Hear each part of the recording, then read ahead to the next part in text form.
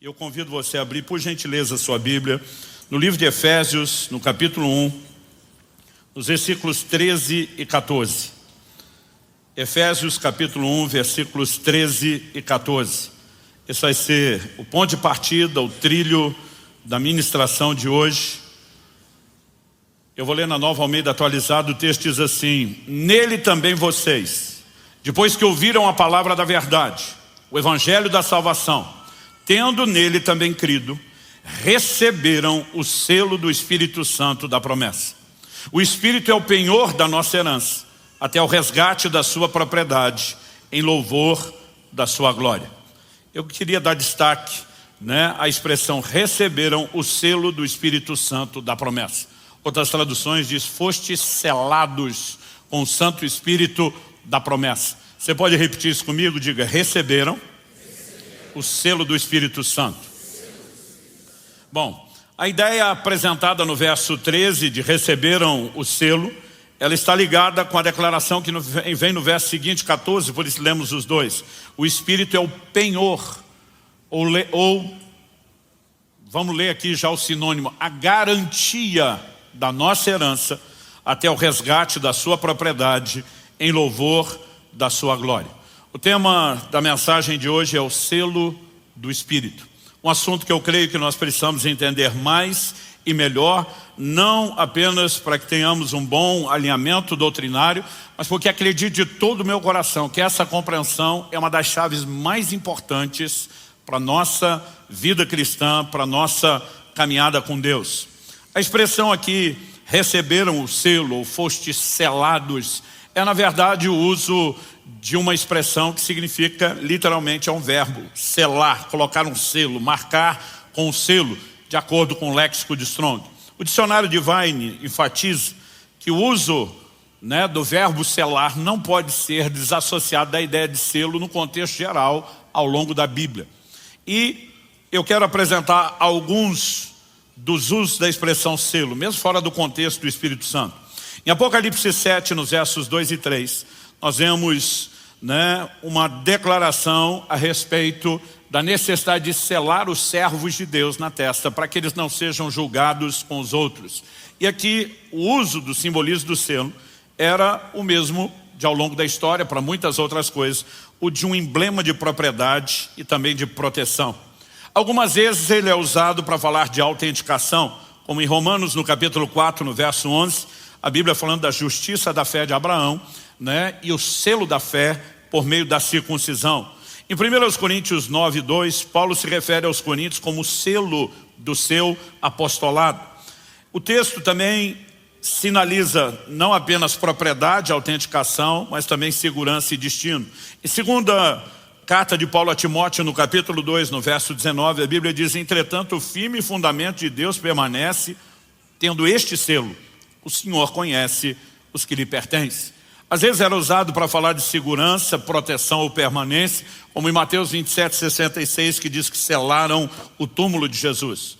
E o próprio destino de Satanás, ainda que negativo por conta de juízo. Apocalipse, no capítulo 20, ali, a partir do verso 3, fala de Satanás sendo colocado numa cadeia e um selo sendo colocado sobre ele. Ou seja, ao olharmos para essas declarações todas, a ideia de selo na Bíblia indica propriedade, autenticação, segurança e destino. Todas essas coisas apontam numa direção. Deus quer autenticar a nossa fé, quer garantir que sejamos propriedade dele, que ele nos guarda e que o destino daquilo que ele tem planejado e preparado para cada um de nós seja cumprido. Ou seja, a ideia de selo sempre está relacionado com o conceito de garantia. Por isso, o selo vem relacionado com a definição de penhor. Ou seja, em 2 Coríntios, no capítulo 1 e no verso 22, assim como em 2 Coríntios 5, 6, são as outras duas vezes em que a palavra penhor aparece, nós vemos de novo uma relação com o assunto. 2 Coríntios 1, 22, nos selou e nos deu o penhor do Espírito em nosso coração. 2 Coríntios 5, 6, ora, foi o próprio Deus quem nos preparou para isso, outorgando-nos o penhor do Espírito. Ou seja, o Espírito Santo, sua obra, sua ação em nós, é apresentada como uma garantia de que aquilo que começou possa ser continuado, possa ser concluído. Paulo, escrevendo aos Filipenses, diz que aquele que começou em nós a boa obra há de completá-la. Da parte de Deus, a disposição é sempre de levar até o fim aquilo que ele começou. O apóstolo Pedro diz, lá em 1 de Pedro, no capítulo 1, no verso 9, para que alcanceis o fim da vossa fé, a salvação das vossas almas. Então, sabemos que a salvação está em desenvolvimento. Filipenses 2,12 diz, desenvolvei a vossa salvação. Mas Deus quer nos levar ao destino final. Agora, o que é que eu e você precisamos entender sobre essa garantia? Se ela está relacionada com a ação do Espírito, não apenas sua pessoa, sua presença, mas sua obra em nós, então é evidente que tudo começa por um reconhecimento. O Espírito Santo habita em todo aquele que se converteu, né? Que normalmente nós chamamos de um cristão, mas todo discípulo de Cristo, alguém que experimentou o novo nascimento, tem direito a experimentar a presença do Espírito Santo na sua vida. Efésios capítulo 2, verso 22 diz, nele também vocês estão sendo edificados junto com outros, para serem morada de Deus no Espírito. Ou seja, Deus, na pessoa do seu Espírito, veio fazer morada em nós. Em 1 Coríntios 3, no verso 16, a Bíblia diz, vocês não sabem que são santuário de Deus e que o Espírito de Deus habita em vocês? Por outro lado, em Romanos, no capítulo 8, no verso 9, Paulo deixa claro que quem não tem o Espírito de Cristo não é dele. Quem é dele tem, e quem não é, né? Quem não tem, não é dele. Romanos 8, 9 diz, vocês, porém, não estão na carne, mas no Espírito, se de fato o Espírito de Deus habita em vocês. E se alguém não tem o Espírito de Cristo, esse tal não é dele. No entanto, nós não podemos negar que há alguns textos que, quando falamos do Espírito Santo, de receber o Espírito Santo, eles são um tanto quanto contraditórios. Eu digo soam, porque a Bíblia não se contradiz. Ela é perfeita, né, na sua harmonia, na maneira como a sua revelação se encaixa. E eu costumo dizer que diante de qualquer aparente contradição, o que você tem é apenas um desafio de interpretação. Estou dizendo isso porque a maioria das pessoas entende, a partir do momento da conversão, do novo nascimento, o Espírito Santo veio habitar em nós, deduz-se que isso seja um processo automático. No entanto, em Lucas, no capítulo 11, no verso 13, Jesus diz, ora, se vocês são maus, sabem dar coisas boas aos seus filhos, quanto mais o Pai Celeste dará o Espírito Santo àqueles que o pedirem. Agora, Jesus está falando sobre pedir. E a ideia é que você pede para que possa receber. É toda a ênfase do ensino de Jesus sobre oração. Então, se fosse recebimento automático, seria desnecessário pedir. Se tem que pedir, o recebimento não é automático. E alguns começam a questionar, mas espera aí, como exatamente se dá essa dinâmica? E não adianta pedir antes da conversão. Ah não, está falando de pedir porque a pessoa que quer converter, e quando converter, ela automaticamente vai receber. Jesus diz em João, no capítulo 14, no versos 16 e 17, eu pedirei ao Pai, Ele lhes dará outro Consolador, a fim de que esteja com vocês para sempre. É o Espírito da verdade que o mundo não pode receber, porque não vê nem o conhece. Vocês o conhecem, porque Ele habita com vocês e estará em. Esse em é do lado de dentro. Por enquanto Jesus diz, Ele está presente. Vocês podem perceber a ação dele, mas daqui a pouco ele estará do lado de dentro. Mas Jesus diz, o mundo não pode receber. Ou seja, alguém que não nasceu de novo, não pode pedir o Espírito Santo esperando que o receba, porque sem o novo nascimento não recebe. Pressupõe-se que quem está pedindo é alguém que nasceu de novo. Mas se é automático, por que é que tem que pedir? Então, essas coisas têm trazido muito debate entre algumas escolas teológicas, né? Relacionando não só o questionamento com, peraí, é aqui, é depois, mas também com a própria ideia do selo do Espírito Santo, que sempre esteve associada ao entendimento da habitação no cristão. Então aqueles que dizem, isso aqui é automático, o Espírito Santo veio habitar em mim, pressupõe, eu recebi o selo de cara no dia da conversão. Aqueles que dizem, não, existe alguma coisa a ser buscada depois, empurram o recebimento do selo para depois. Eu acredito que nós somos de uma percepção bíblica mais clara para entender o que de fato é o selo do Espírito em nós. E não dá para falar da segunda coisa sem resolver a primeira. Então na terça-feira à noite, né, eu vou falar mais sobre essa distinção, mas A única forma de você conciliar as aparentes contradições é depois. É quando você entende que a Bíblia nos apresenta duas experiências distintas. Uma delas se dá na conversão, quando nascemos de novo e de fato a pessoa do Espírito Santo vem habitar em nós. Outra delas, depois de já tê-lo habitando em nós, é quando somos revestidos de poder. Então, por exemplo, já falamos anteriormente aqui, ao apresentar o ministério do Espírito, que ninguém pode se converter sem a ação do Espírito Santo. Trabalhando o arrependimento, a fé, a própria experiência do novo nascimento. E algo que nenhum de nós pode negar é que o apóstolo Paulo diz em 1 Coríntios, no capítulo 12, no verso 13, pois em um só Espírito, todos nós fomos batizados em um só corpo, quer judeus, quer gregos, quer escravos, quer livres, e a todos nós foi dado beber de um só Espírito.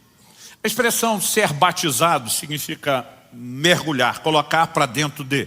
Quando a Bíblia fala de ser batizado no corpo, você não precisa imaginar o corpo de Jesus como algo líquido, onde alguém é imergido, afundado, mas a Bíblia diz que é o Espírito Santo quem nos batiza no corpo, nos coloca no corpo de Cristo. Ou seja, não há conversão sem a obra dele.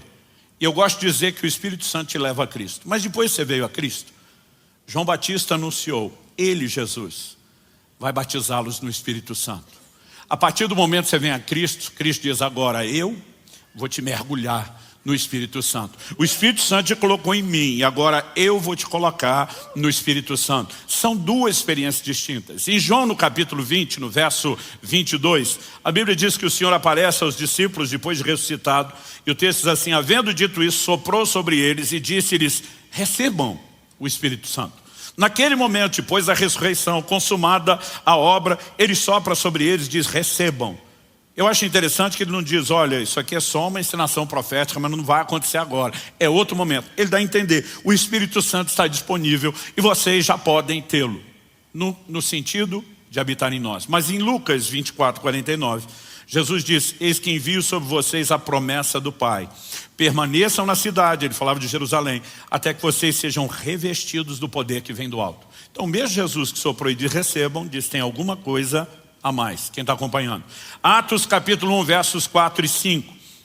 É a continuação do relato de Lucas. E comendo com eles, está falando do período depois da ressurreição, deu-lhes essa ordem, não se afastem de Jerusalém, mas esperem a promessa do Pai, a qual vocês ouviram de mim. Porque João, na verdade, batizou com água, mas vocês serão batizados com o Espírito Santo dentro de poucos dias. Ou seja, o Jesus soprou, falou, o que eu leio, para vocês dizendo, recebam o Espírito Santo, a habitação dele em vocês, não é a experiência com o batismo no Espírito Santo, que ainda está para acontecer.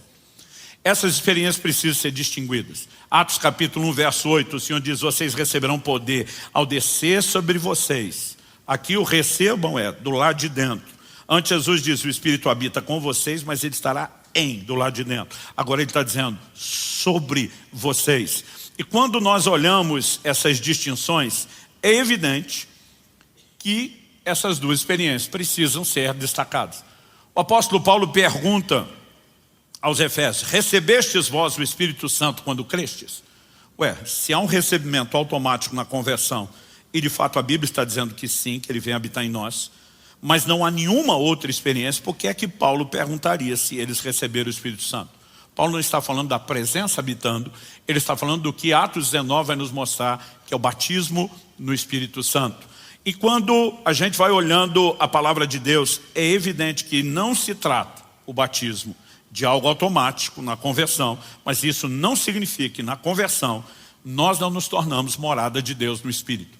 Por que eu digo que é importante separar essas coisas? Em Gálatas 3:2, Paulo pergunta, quero apenas saber isso, vocês receberam o Espírito pelas obras da lei ou pela pregação da fé? Ele diz, quando a palavra é pregada, inclusive assuntos como esse estamos ministrando ao longo de todo o mês, fé é despertada. Por quê? Fé é necessária para receber o Espírito Santo como qualquer outra coisa, e assim como você precisa quando entrega a sua vida a Cristo. No verso 5 ele volta a dizer, aquele que lhes concede o Espírito e que opera milagres entre vocês, será que ele o faz pelas obras da lei ou pela pregação da fé? Então é necessário uma correspondência de fé específica, é o que Jesus falou, peça o Espírito Santo, creia para que você receba o Espírito Santo. Aí alguns tentam misturar a experiência do batismo no Espírito com a do Espírito Santo vindo habitar em nós na conversão. Diz, não, quando alguém converteu, já recebeu o Espírito Santo, já foi batizado, já tem tudo o que precisa. E eu digo, é confuso você tentar sustentar isso. Por quê? Quando você olha para as declarações do livro de Atos, em Atos 10, na casa de Cornélio, e já lemos esse texto, o povo primeiro foi batizado no Espírito Santo, pode depois ter sido batizado nas águas. Em Atos, no capítulo 8, em Samaria, foi o contrário. Primeiro eles foram batizados por Filipe nas águas, mas a Bíblia diz que sobre nenhum deles ainda tinha descido o Espírito Santo. Então está claro que as duas experiências não necessariamente têm que acontecer junto e nem que haja uma ordem para elas. Em Atos 19, Paulo, enquanto batizava os efésios, eles foram cheios do Espírito Santo. Então, o batismo no Espírito pode acontecer antes do das águas, pode acontecer durante ou pode acontecer depois. Não são a mesma experiência. Então, essa distinção, ela é importante para quê? Para que a gente entre num questionamento mais claro. O que é o selo do Espírito? A gente viu que a sua ideia está associada, né, a essa indicação de propriedade, autenticação, de segurança, de destino. Em 1 de João 4,13, a Bíblia diz, nisto conhecemos que permanecemos nele e ele permanece em nós, pelo fato de nos ter dado do seu Espírito. Eu acho interessante a Bíblia não só dizer, nisto sabemos que experimentamos ele, mas ele fala de permanecer nele e ele permanecer em nós, e essa permanência, nós nele e ele em nós, porque nunca é só um lado, é interação de ambas as partes, como a gente vem destacando mensagem após mensagem, e eu vou seguir falando dessa interação o tempo todo, né? A Bíblia nos mostra que isso está relacionado com a ação, a obra do Espírito Santo. Então nós precisamos entender, há uma garantia? Há. Mas o que exatamente é essa garantia e quando ela acontece? De uma forma geral, as igrejas tradicionais, históricas, sempre associaram o selo com a conversão. Até porque o texto que nós lemos de Efésios capítulo 1 é muito claro. Ele diz, nele, se você olhar o versículo 12, termina falando em Cristo. Então, nele em Cristo, né? Quando chega ali, Efésios 1,13, nele também vocês, depois que ouviram a palavra da verdade, o evangelho da salvação, ou seja, quando forem evangelizados, tendo nele também crido, quando houve a resposta de fé para a conversão, receberam o selo do Espírito Santo da promessa. Então eles sempre disseram, não tem o que discutir. Foi na hora que o evangelho foi pregado, houve uma resposta de fé, houve conversão, houve novo nascimento, o Espírito Santo veio habitar em nós, a habitação dele, a partir da conversão, é o selo. Quando o movimento pentecostal rompeu por todo o mundo, na virada do século XIX para o XX, porque ao longo de muitos séculos, as manifestações do Espírito Santo, os dons, as experiências se tornaram muito raras e pouco experimentadas. Mas quando Deus começou a restaurar isso, no movimento pentecostal, e eu gosto de dizer que isso se espalhou que nem fogo em capim seco pelo mundo todo, eles começaram a dizer, não, o selo, a garantia, não é o novo nascimento, a conversão. E eles tinham tanto o que acreditavam ser uma base bíblica, como misturaram algo perigoso na hora de você fazer doutrina, que diz respeito à experiência. Base bíblica, eles pegaram, segunda epístola de Paulo aos Coríntios, capítulo 1, versos 21 e 22, que diz assim, aquele que nos confirma juntamente com vocês em Cristo, e aqui está falando de confirmar em Cristo, ou seja, é a autenticação, é a ideia do selo. Ele diz, aquele que nos confirma junto com vocês, não só nós, mas vocês também em Cristo, e que nos ungiu é Deus, e que também pôs o seu selo em nós, e nos deu o penhor do Espírito em seu coração. E sério, peraí, quando está falando que nos ungiu, está relacionando o selo com a unção, com o revestimento de poder, com a segunda experiência e não com a primeira. É aqui que está a confirmação. E aí, para tentar justificar a interpretação, eles misturaram a experiência. Tem um monte de crente que nasceu de novo e está desviando. Se tem uma garantia, um penhor, como é que está se perdendo no processo? O penhor é o poderoso, glorioso batismo no Espírito Santo, que quando você é revestido de poder, você vai vencer o pecado, o mundo, o diabo, Satanás e tudo. E começaram a identificar a experiência do selo com o batismo no Espírito Santo. Tanto que até hoje, no meio pentecostal, a expressão selado é sinônimo de batizado no Espírito Santo. Eu me lembro das campanhas de avivamento, quando o pregador no final dizia, e no final dessa semana, nós tivemos tantos selados com o Espírito Santo. Porque eles simplesmente começaram a bater o pé e dizer, o selo está aqui. No entanto, o argumento da experiência, tem crente nascido de novo, não batizado, desviando, virou-se contra eles, quando muita gente que além de nascer de novo e ter sido batizado do Espírito Santo, começaram a desviar. Aí a turma dizia, mas e o argumento de que tem garantia e o processo não perde? Alguém disse, ok, vamos tirar a experiência. Esse texto fala claro da conversão, o outro, e esse texto fala claro da unção, e não são as mesmas experiências. E o que eu acho curioso é as pessoas tentar brigar por qual versículo é que tem razão. Como se uma parte da Bíblia fosse verdadeira e a outra não. Como se uma tivesse certa e a outra errada, e a gente tem que descobrir qual é a certa. A verdade está no todo, na concordância. E a palavra de Deus não se contradiz.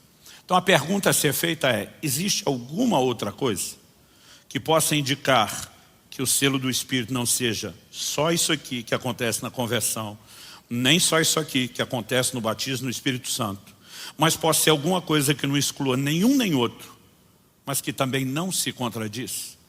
E eu creio que esse é o ponto a ser explorado.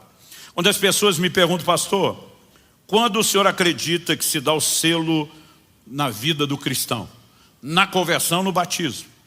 Eu falo, nenhum nem outro, mas nos dois.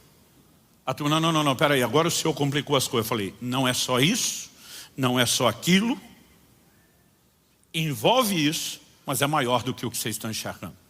E eu quero tentar te mostrar que talvez a nossa perspectiva errada de definir o selo é tentar estabelecer uma linha do tempo e dizer aonde cronologicamente ele aconteceu. Aconteceu aqui ou aconteceu ali, mas na nossa cabeça é uma experiência instantânea e completa. Se isso fosse verdadeiro, tudo aquilo que eu prego e ensino sobre perda de salvação não seria coerente. Por quê? Porque se temos uma garantia, não existe risco. E se tem risco, não tem garantia. Então como que a gente lida com esse entendimento? Eu acredito que além de separar as duas experiências, isso precisa ser claro, eu e você precisamos entender que ainda não temos tudo o que podemos ter e nem experimentamos tudo o que podemos experimentar do Espírito Santo. Em Romanos no capítulo 8, no verso 23, o apóstolo Paulo, falando da criação que geme, ele conclui e diz assim, não somente ela, mas também nós, que temos as primícias do Espírito, igualmente gememos em nosso íntimo, aguardando a adoção de filhos, a redenção do corpo. Ele não disse só, e também nós que temos o Espírito, ele diz, temos as primícias. As palavras primícias significam primeiros frutos. Da onde Paulo tirou isso? Do entendimento da festa e da celebração das primícias da própria Bíblia. O que era o exemplo, a alegoria que Paulo menciona? O camarada entrava no campo, com um braço, ele abraçava um feixe, seja de trigo ou o que for, com outro ele cortava com a foice, e ele parava a colheita no primeiro feixe, porque ele tinha que agora levar para Deus os primeiros frutos. Os primeiros frutos não eram toda a colheita, eram bem distintos. E quando ele está dizendo, nós temos as primícias do Espírito Santo, é evidente que ele está dizendo, nós não temos tudo que podemos ter. Agora, nós já falamos na semana passada que Deus não está dando o Espírito Santo parcelado aos poucos. Quando explicamos que o conceito de ser cheio do Espírito não é a gente ter mais dele e subindo o nível até estar com o tanque cheio. A gente mostrou que a ideia de ser cheio é estar totalmente tomado e que o conceito bíblico de ser cheio é ele ter mais de nós, porque ele não é parcelado. Então, se ele não é parcelado, o que é que significa eu e você não temos tudo daquilo que poderíamos ter? Estamos falando da obra dele. Tanto que Paulo disse, nós estamos aguardando a redenção do corpo, ou seja, nosso espírito foi regenerado, nossa alma segue sendo restaurada e um dia o nosso corpo será transformado. Então não temos tudo, não experimentamos ainda a sua obra plena e completa. Agora a pergunta é, se não experimentamos sua obra plena e completa, que vai progressivamente nos transformando de glória em glória na imagem de Cristo, como sinalizamos desde a primeira mensagem, como é que nós já temos uma garantia do processo terminado antes de terminar? Eu mencionei 1 de Pedro 9, para que alcanceis o fim da vossa fé, a salvação das vossas almas. Esse é o objetivo final. Outro dia alguém falou, não, Soberano, eu não consigo entender como que você acredita em Pedro de salvação. Eu falei, a salvação não é pela fé? Ele falou, é. Eu falei, Paulo não fala de alguns que naufragaram na fé. Ele não fala de guardar a fé. Se a fé pode ser perdida ao longo do processo e a salvação é só pela fé, como é que a salvação que é pela fé se alcança sem fé? Então você acha que é só ter fé para começar e não precisa mais justificá-la, não precisa sustentá-la, não precisa praticá-la. Nosso conceito de segurança existe, Mas está condicionado a quê? A que você funcione devidamente de acordo com aquilo que Deus deu. Rafael Barbosa me pediu no intervalo, falou, pastor, deixa mais claro. Tipo assim, mostra que um selo de garantia num produto, ele é válido enquanto você usa direito. Ele diz, não adianta jogar o iPhone debaixo da roda do carro, passar por cima e esperar, né, que o fabricante simplesmente dê outro. Existe um entendimento prático sobre isso? As escrituras nos mostram que sim. Por exemplo, em Filipenses 2,12 a Bíblia diz, desenvolvei a vossa salvação com temor e tremor. Se ela é um ato unilateral de Deus, por que é que existe um imperativo para que eu desenvolva? Nós precisamos entender alguma coisa na dinâmica da obra do Espírito Santo, que envolve o que eu estou falando desde o início, interação. Então, pastor, tem algum texto que não exclua a ideia de que o selo pode estar relacionado com a conversão, pode estar relacionado com o batismo no Espírito Santo, que não coloque os dois em choque, que não se discuta que a garantia não é ato unilateral de Deus e que resolva tudo isso? Sim, Efésios capítulo 4, verso 30, que diz, e não entristeçam o Espírito Santo de Deus, no qual vocês foram selados por dia da redenção. Aqui o Paulo introduz a ideia de selo, não como uma experiência única, cronológica, em um momento ou outro, mas ligada a um relacionamento. Se você entristecê-lo, se você afastá-lo, você vai perder a única garantia que você pode ter. Então ele não está falando do selo aconteceu aqui, o selo aconteceu ali. Ele fala de algo que envolve uma dinâmica de interação contínua e permanente. E que se for comprometida, a garantia foi embora. Aonde isso nos leva? Eu quero destacar, assim, em primeiro lugar, distinguimos a experiência do Espírito Santo habitando em nós, que são duas, né, coisas diferentes, ele habitar em nós, o batismo do Espírito Santo. Se por outro lado, ao questionar o selo do Espírito Santo, a gente diz não está aqui, não está ali, mas envolve todas essas coisas. Em terceiro e último lugar, e aqui eu gasto um pouquinho mais de tempo, eu quero falar sobre o que a Bíblia chama de a comunhão com o Espírito Santo. Em 2 Coríntios, no capítulo 13, no verso 13, em algumas traduções, isso mudou para um versículo novo, que é o 14, mas é o último do capítulo, é o último de 2 aos Coríntios. E esse verso diz assim, nós o apelidamos de a bênção apostólica, a graça do Senhor Jesus Cristo e o amor de Deus e a comunhão do Espírito Santo estejam com todos vocês, não com alguns, com todos vocês. Porque cada um desses itens apresentados aqui é para todo mundo. Eu fico olhando para um versículo como esse, imagino que a maioria dos crentes lê ele mais ou menos assim, a graça do Senhor Jesus Cristo. O crente para e fala, top. Esse negócio é sério, isso aqui é importante, é vital, essencial e inegociável. Porque ele lembra da declaração de pela graça sois salvos, então ele pensa, se não tiver a graça, está todo mundo lascado. Então ele diz, isso aqui é importante. Aí ele continua lendo. E o amor de Deus, ele para e diz, top também, essencial, vital. Porque ele lembra de João 3,16, Deus amou o mundo de tal maneira que deu seu Filho unigênito para que todo aquele que nele crê. E ele pensa, se não fosse o amor de Deus, a gente estava tudo perdido e lascado. Mas ele termina a leitura mais ou menos assim. E a comunhão do Espírito Santo, o que quer que seja isso, não deve ser importante, esteja com cada um de vocês. Eu digo, como é que é? O Senhor Jesus oferece algo que é vital, a graça, sem o qual não tem vida cristã, não tem salvação, não tem relacionamento com Deus. O Pai oferece algo vital, a expressão do seu amor que providenciou tudo, vital, sem o qual não há vida cristã, não há relacionamento com Deus, não há nada. E o Espírito Santo oferece uma coisa inútil, sem vergonha, sem propósito, só para entrar na lista, mas que não tem nenhuma relevância. O nosso problema tem sido não conseguir mensurar o peso que o ministério, que a obra do Espírito tem em nós. E não adianta falar dele agindo sozinho, que para que ele haja é necessária interação. E nessa interação, a Bíblia nos mostra uma ideia de relacionamento, porque o Espírito Santo não é uma coisa, o Espírito Santo não é uma energia, ele não é uma força, ele não é um poder, ele é uma pessoa. E é Deus. É um com o Pai e com o Filho. Então, o Filho e o Pai apresentam obras essenciais, e a dele totalmente desnecessária. Ele veio habitar em nós, a troco de nada.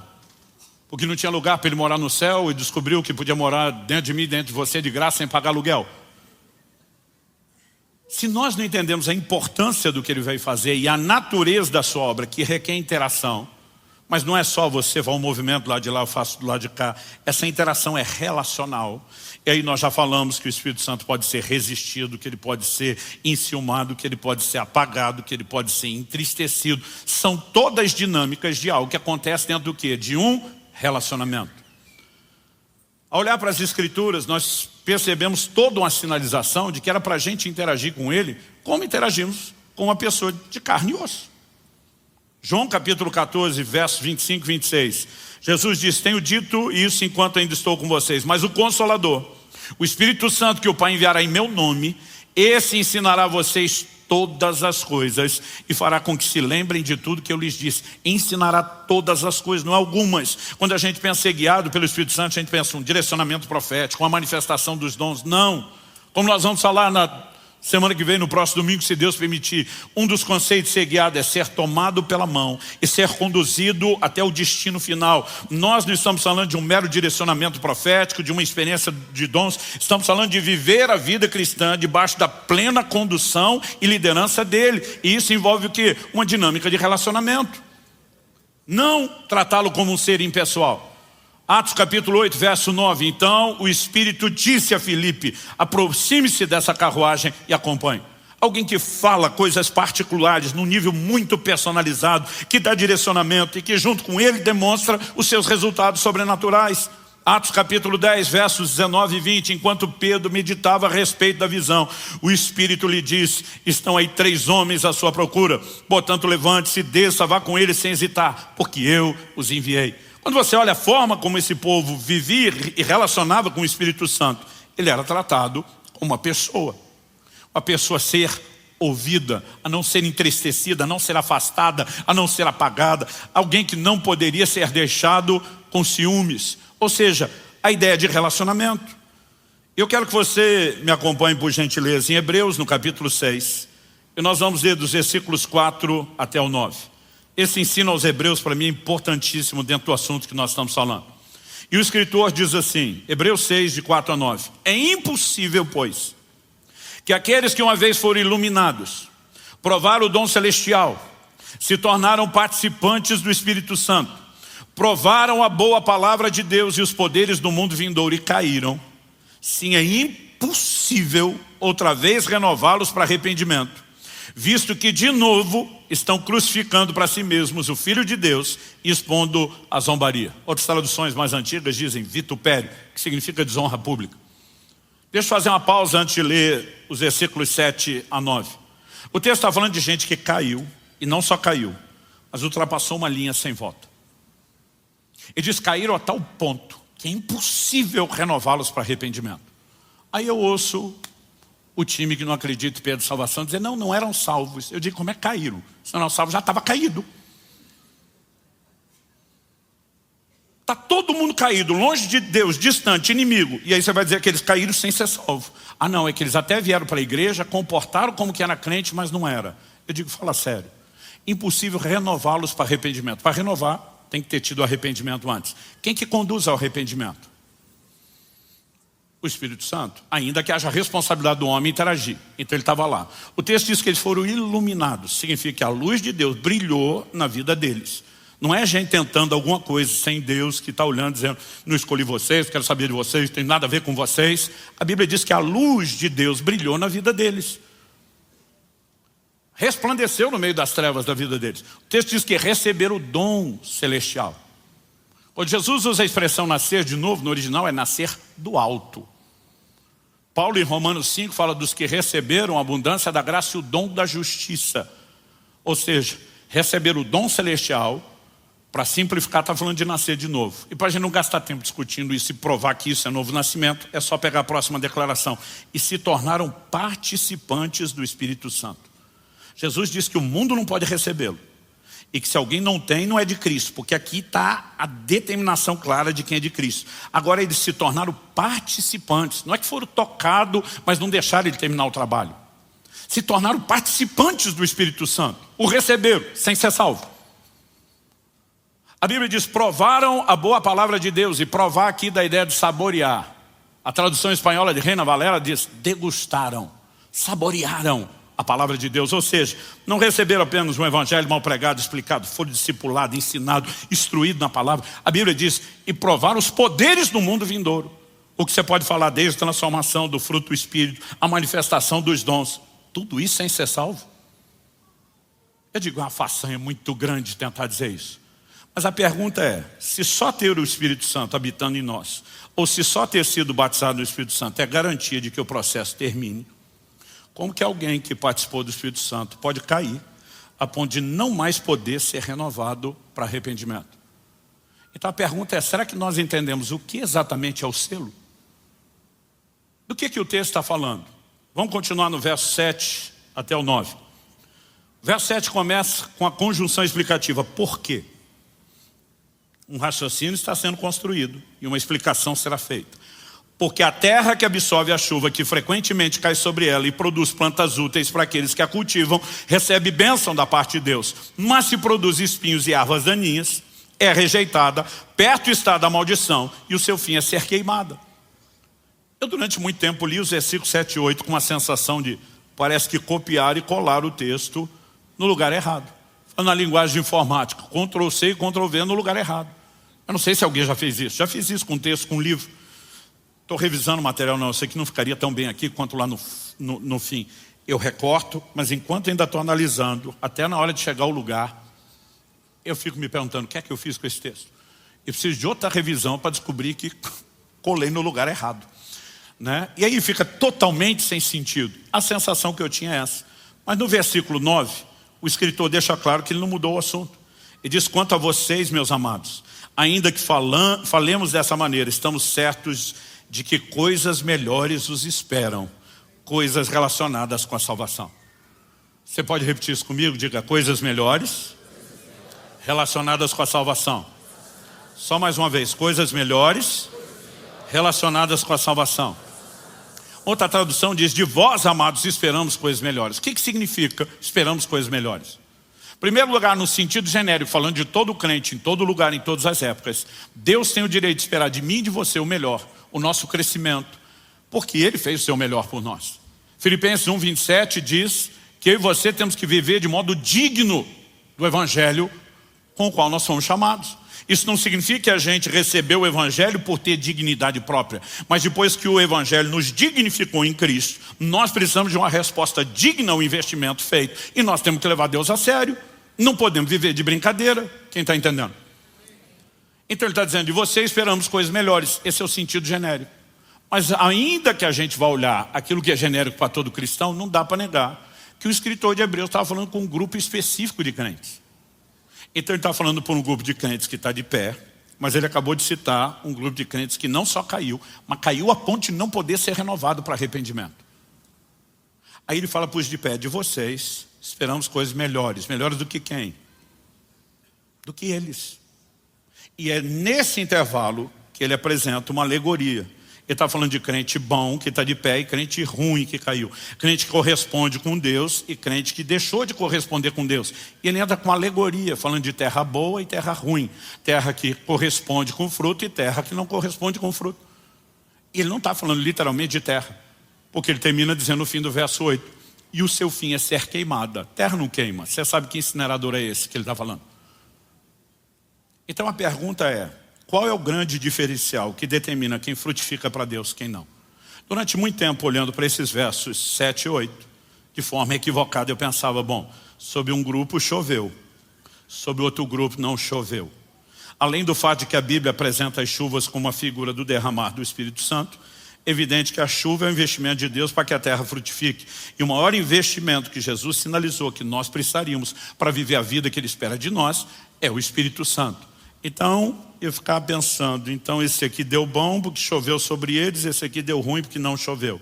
Se isso fosse verdade, nenhum dos crentes poderia ser responsabilizado por nada. Porque a planta não tem o poder de fazer chover sobre si. Então, a que recebeu a chuva seria afortunada, e a que não recebeu seria apenas vítima de uma escolha que não é dela. E ela não poderia ser responsabilizada, o que dizer ser lançada no fogo por causa disso. A pergunta é, Deus está escolhendo sobre quem vai chover? Não, nem no natural, nem no espiritual.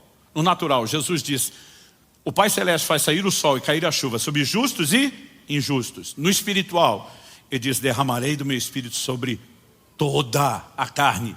Ele não falou, vou derramar do meu espírito sobre alguns, vou derramar do meu espírito sobre os eleitos, vou derramar do meu espírito sobre os crentes bons das igrejas boas. Ele nunca fez distinção. Ele diz, vou derramar do meu espírito sobre toda a carne. Ele está dizendo, eu estou fazendo investimento para que todo mundo possa corresponder e frutificar.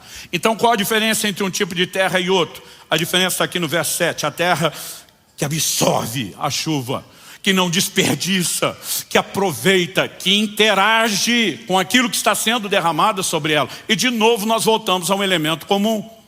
O que é a nossa garantia não é uma experiência cronológica ao longo do tempo, é a disposição de ato contínuo interagir. Porque se eu absorvo a chuva hoje, mas daqui 10 anos não, o que é que me adiantou ter absorvido no início? Quem está entendendo? O nosso problema é que a vida inteira nós ficamos tentando definir o selo num lugar de referência cronológica. Aconteceu lá ou aconteceu cá. Deixa eu tentar explicar isso de outra forma. Hoje, 17 de setembro de 2023, eu completei exatos, descontando, levando em consideração no bissexto tudo, 18.522 dias de vida. Eu estou há 18.522 dias no planeta Terra. Para simplificar, só conto 50 anos. Que sempre tem um que fica. Que idade ele tem? Pronto, já resolveu o seu problema, você volta a prestar atenção aqui, em vez de ficar fazendo a conta. Se eu levar em consideração aqui, só a nível hipotético, que eu tenha comido em média 1 quilo de comida por dia. Média generosíssima. Considerando a época que eu era criança e malemar comia, e os últimos anos, a última década que eu me converti nessa área. Que teve alguma coisa nesse meio, no limbo aqui, que 1 quilo era uma refeição. Então, vamos tentar imaginar uma média que sirva para a maioria de vocês. E mesmo para a maioria de nós, a média é generosa. Isso significa que eu já comi, no mínimo, 18 toneladas e meia de alimento. Ou seja, eu sou uma máquina devoradora de alimentos. Eu fico imaginando se eu fosse estocar 18 toneladas e meia de alimento aqui em cima da plataforma, qual seria a altura, porque o espaço já está limitado, qual seria, não a extensão horizontal, mas vertical? Quanto espaço precisaria para acumular 18 toneladas e meia? Ou seja, é muita comida, gente. Se alguns anos atrás, quando eu completei 15 mil dias de vida, e eu pensasse, meu Deus, 15 toneladas de alimento consumido, e eu chegasse à conclusão que eu já comi demais, e parasse de comer permanentemente, eu estaria aqui hoje pregando para vocês? Não. Por que não? Não precisa nem de muita inteligência. Porque não importa quanta comida eu comi, se eu parar de comer, eu morro. Pelo menos permanentemente. E quando nós falamos do Espírito Santo, a gente não consegue entender a mesma lógica? Deixa eu te dizer uma coisa, não importa quanta experiência já teve com o Espírito Santo. Se você parar de relacionar-se com Ele, você morre. Então o selo não é a experiência do primeiro dia, aleluia, eu tive uma experiência, estou garantido para sempre, não preciso de mais nada. O selo não é a experiência do batismo no Espírito, mas envolve todas essas coisas. O selo é uma resposta contínua de relacionamento com Ele, onde eu e você decidimos, eu não vou apagá-lo, eu não vou diminuir sua obra, eu vou interagi-lo, eu não vou entristecê-lo, eu não vou resisti-lo, eu não vou afastá-lo, eu vou permanecer sensível à sua condução e à sua liderança. Resumindo, o selo do Espírito não é uma experiência única. É um ato contínuo de interação e relacionamento. Por isso, quando a Bíblia diz enchei-vos do Espírito, nunca é uma experiência única. É ato contínuo. Ou seja, alguém pode ter se tornado participante do Espírito Santo, como esses hebreus estão ouvindo falar de um grupo, e ainda assim interromper completamente o processo, a ponto de não ter garantia nenhuma.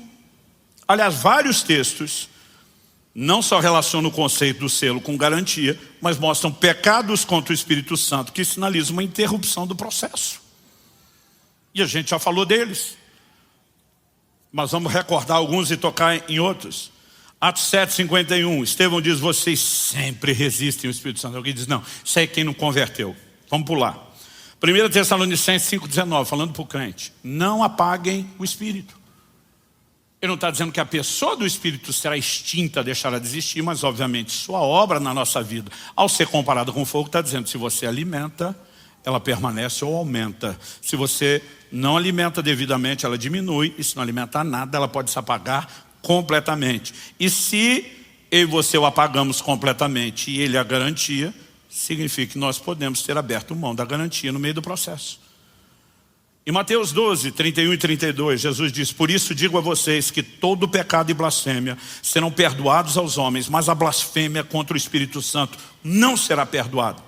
Se alguém disser alguma palavra contra o Filho do Homem, isso lhe será perdoado. Mas se alguém falar contra o Espírito Santo, isso não lhe será perdoado, nem nesse mundo, nem no porvir.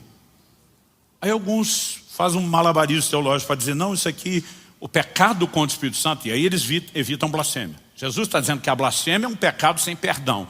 Eles tiram blasfemar, que é um ato de falar do jogo, e diz: o pecado contra o Espírito Santo é não crer em Jesus. Eu digo: como é que é? Então o cara que não creu até agora não vai ser perdoado, ele não pode crer nunca mais.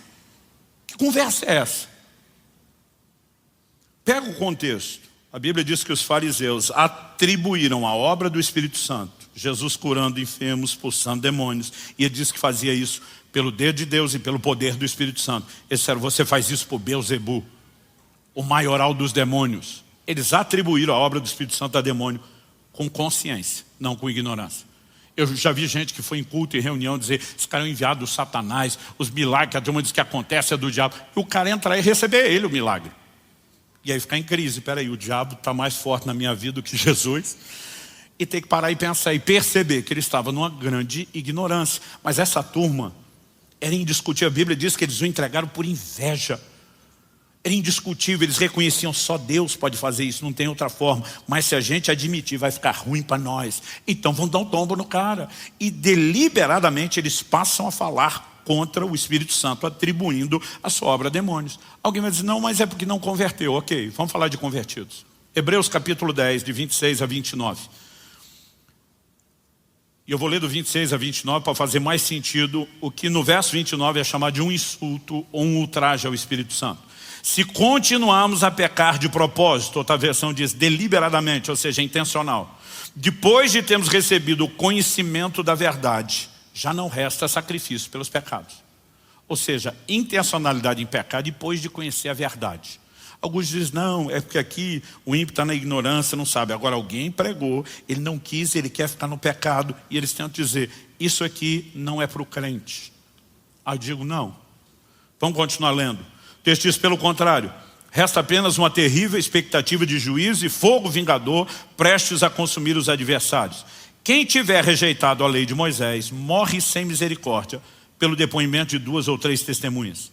Imaginem quanto mais severo deve ser o castigo daquele que pisou o Filho de Deus, profanou o sangue da aliança com o qual foi santificado e insultou o Espírito da graça. Aliás, se você ler depois versos 30 e 31, a Bíblia diz: o Senhor julgará o seu povo. Horrível coisa é cair nas mãos do Deus vivo, porque o nosso Deus é um fogo consumidor. Então o Senhor julgará o seu povo, não está falando de gente que não é povo. Aí o texto diz: pisaram aos pés do Filho de Deus. Se parasse aqui, você fala: não, rejeitou Jesus, não converteu. Mas a Bíblia diz: profanaram o sangue da aliança, com o qual foram santificados. Gente, alguém me explica como é possível ser santificado pelo sangue sem ser salvo? Porque uma coisa é a pessoa frequentar a igreja sem nunca ter nascido de novo, sem nunca ter se arrependido, sem nunca ter crido, sem nunca ter tido uma experiência de conversão genuína. E eu costumo dizer isso às pessoas: frequentar a igreja não fará de você um cristão, assim como frequentar o estábulo não fará de você uma vaca. Você pode ir num ambiente que tem gente com aquela natureza. Se você não mudar de natureza, você nunca será aquilo. Então é evidente que alguém pode estar no nosso meio sem conversão. Mas o livro do Apocalipse diz que a única forma de ter acesso, entrar na cidade pelas portas, é lavando as vestes no sangue do Cordeiro. Aí o cara lavou as vestes, mas não está salvo. É uma trollagem espiritual para enganá-lo. Pelo amor de Deus, gente. Agora, de alguma forma as pessoas estão olhando e falando: não, se a gente admitir isso e agora falar que ele insultou o Espírito Santo, que é a garantia, então não tem mais garantia. Não continua tendo garantia. A questão é que você não pode esculhambar a garantia achando que vai continuar bem. E esse é o ponto que as pessoas de alguma forma estão buscando, uma garantia irresponsável. Eu vivo de qualquer forma, eu não preciso corresponder com Deus. Não quer dizer que eu e você vamos acordar cada manhã com medo: perdi a salvação hoje, ou ela continua aqui. Não é isso. Mas a Bíblia está dizendo que eu e você precisamos levá-lo a sério, que nós precisamos corresponder com ele. Quem está entendendo, diga amém.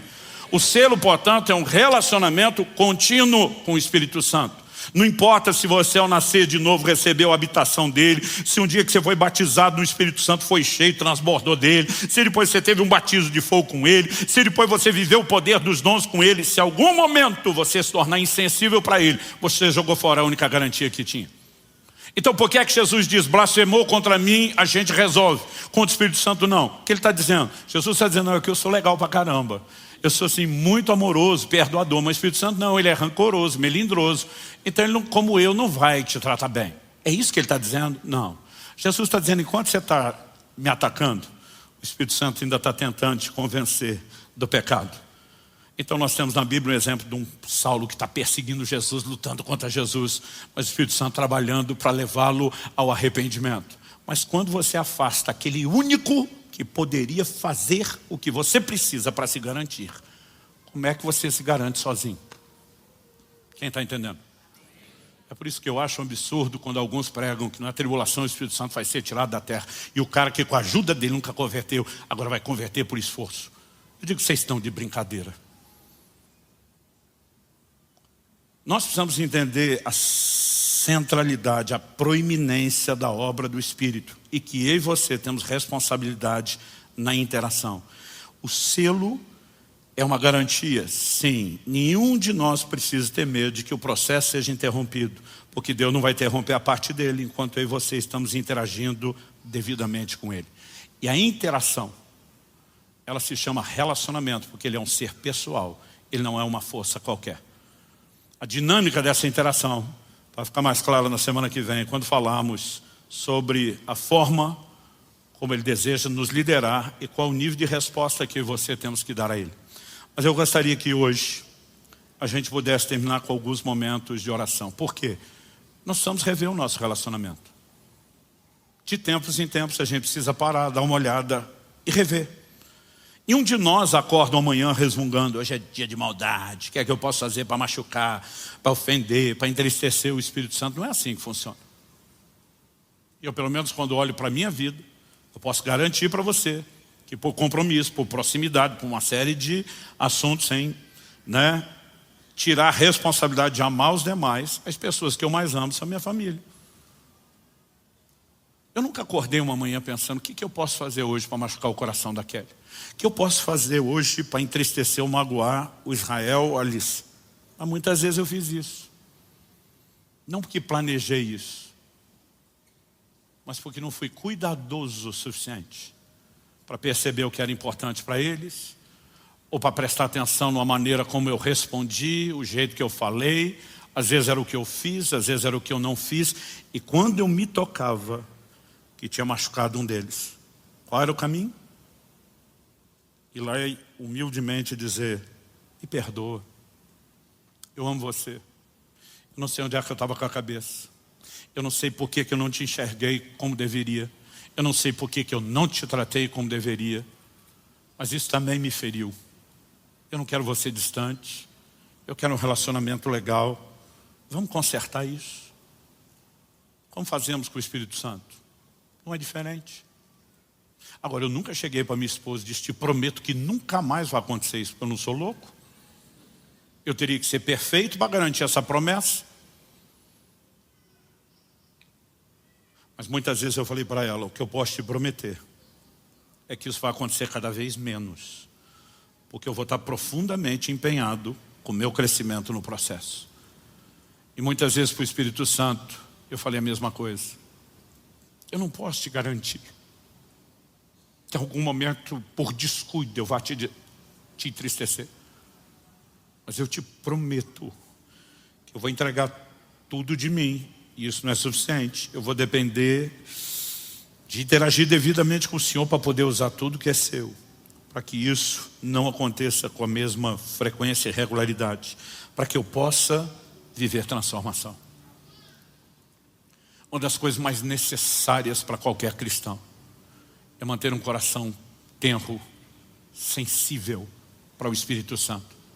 A Bíblia diz, se hoje ouvides a sua voz, não endureça o coração. E muitos não percebem que começam nas primeiras coisas. Às vezes é um pensamento que ele teve, algo que ele falou.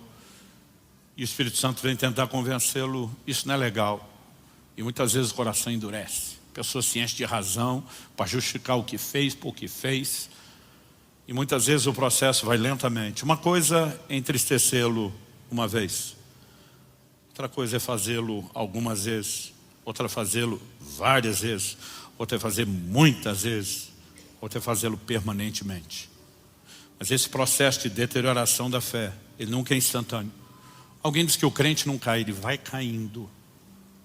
E é necessário muito descuido e falta de sensibilidade para que essa relação se deteriore profundamente a ponto de não ter mais volta. Mas biblicamente é possível ultrapassar a linha sem volta, com certeza. Mas a ideia de falar isso é tentar criar em você o medo ou o pavor de chegar no lugar sem volta. É justamente criar em você uma resposta, um posicionamento, dizer, nem a pau que eu vou atravessar para o lado de lá. Eu quero me garantir do lado de cá, pertinho dele. Eu acredito que no domingo que vem nós vamos ter a orientação mais prática de todos os ensinos possíveis, como interagimos e relacionamos com ele com simplicidade e praticidade no dia a dia, mas toda essa construção é importante. Alguns ficam me olhando com a cara de, chega logo lá, pastor. Eu digo, vamos com calma. Nós estamos montando um quebra-cabeça, né? Tanto doutrinário, quanto de orientação prática. A Bíblia não falaria tanto sobre o assunto, para a gente só ir correndo no resultado final e dizer, é só isso, acabou. É importante que a gente entenda o processo. Mas eu gostaria que nesse momento você fechasse seus olhos por um instante e você pudesse ter um momento de conversa, de como o salmista poder dizer, sonda meu Deus e conhece o meu coração, vê se é em mim algum caminho mau, de poder dizer, Espírito Santo, pode ser que algumas vezes meu coração esteja tão duro que eu não percebo o quanto eu te resisti, ou o quanto eu te entristeci, ou o quanto eu te enciumei. Mas eu não quero perder a sensibilidade, eu não quero endurecer o coração, eu não quero perder a capacidade de te ouvir e principalmente dar ouvidos e corresponder ao que o Senhor está falando. Eu creio que nessa manhã, mais do que a clareza da doutrina bíblica, Deus quer soprar sobre o meu e o seu coração. Ele quer resgatar a sensibilidade. Ele quer gerar em nós uma disposição de correr para Ele, de reconhecermos que nós precisamos da comunhão com o Espírito Santo, que esse relacionamento é ato contínuo. E não estou falando de uma experiência com os dons, estamos falando daquele que quer nos transformar na imagem de Jesus, que quer nos guiar em todo o processo de santificação. Parte do combo também envolve os dons, mas passa pelo fruto do Espírito, por mudança de caráter, por um comportamento que exalta e glorifica a Deus. E esse é um excelente momento para você rever as coisas. Talvez seja muito rápido para o que a gente num paralelo chamaria de um ADR, discutir a relação com Ele. Mas pode ser um momento de, pelo menos dizer para Ele, foi mal, eu sinto muito, eu quero me aproximar, eu quero descobrir o que é estar perto, eu quero conhecer o que talvez eu nunca conheci, sobre esse lugar de relacionamento, de comunhão, de intimidade. Fale isso para Ele. Espírito Santo sopra sobre nós. Nós temos clamado dia após dia, semana após semana ao longo desse mês, por despertamento, por um sopro de Deus, por uma mudança não só de entendimento, mas de atitude, de comportamento de cada um de nós. E nós reconhecemos o quanto precisamos do Teu toque. E ainda que haja disposição de correspondência, nós não podemos fazer isso sozinhos. Então nós oramos, sopra sobre nós, não só aqui e agora, mas que saímos desse lugar, haja aquela percepção de que algo distinto começou. E a capacidade de corresponder ao Senhor seja encontrado no coração de cada um de nós.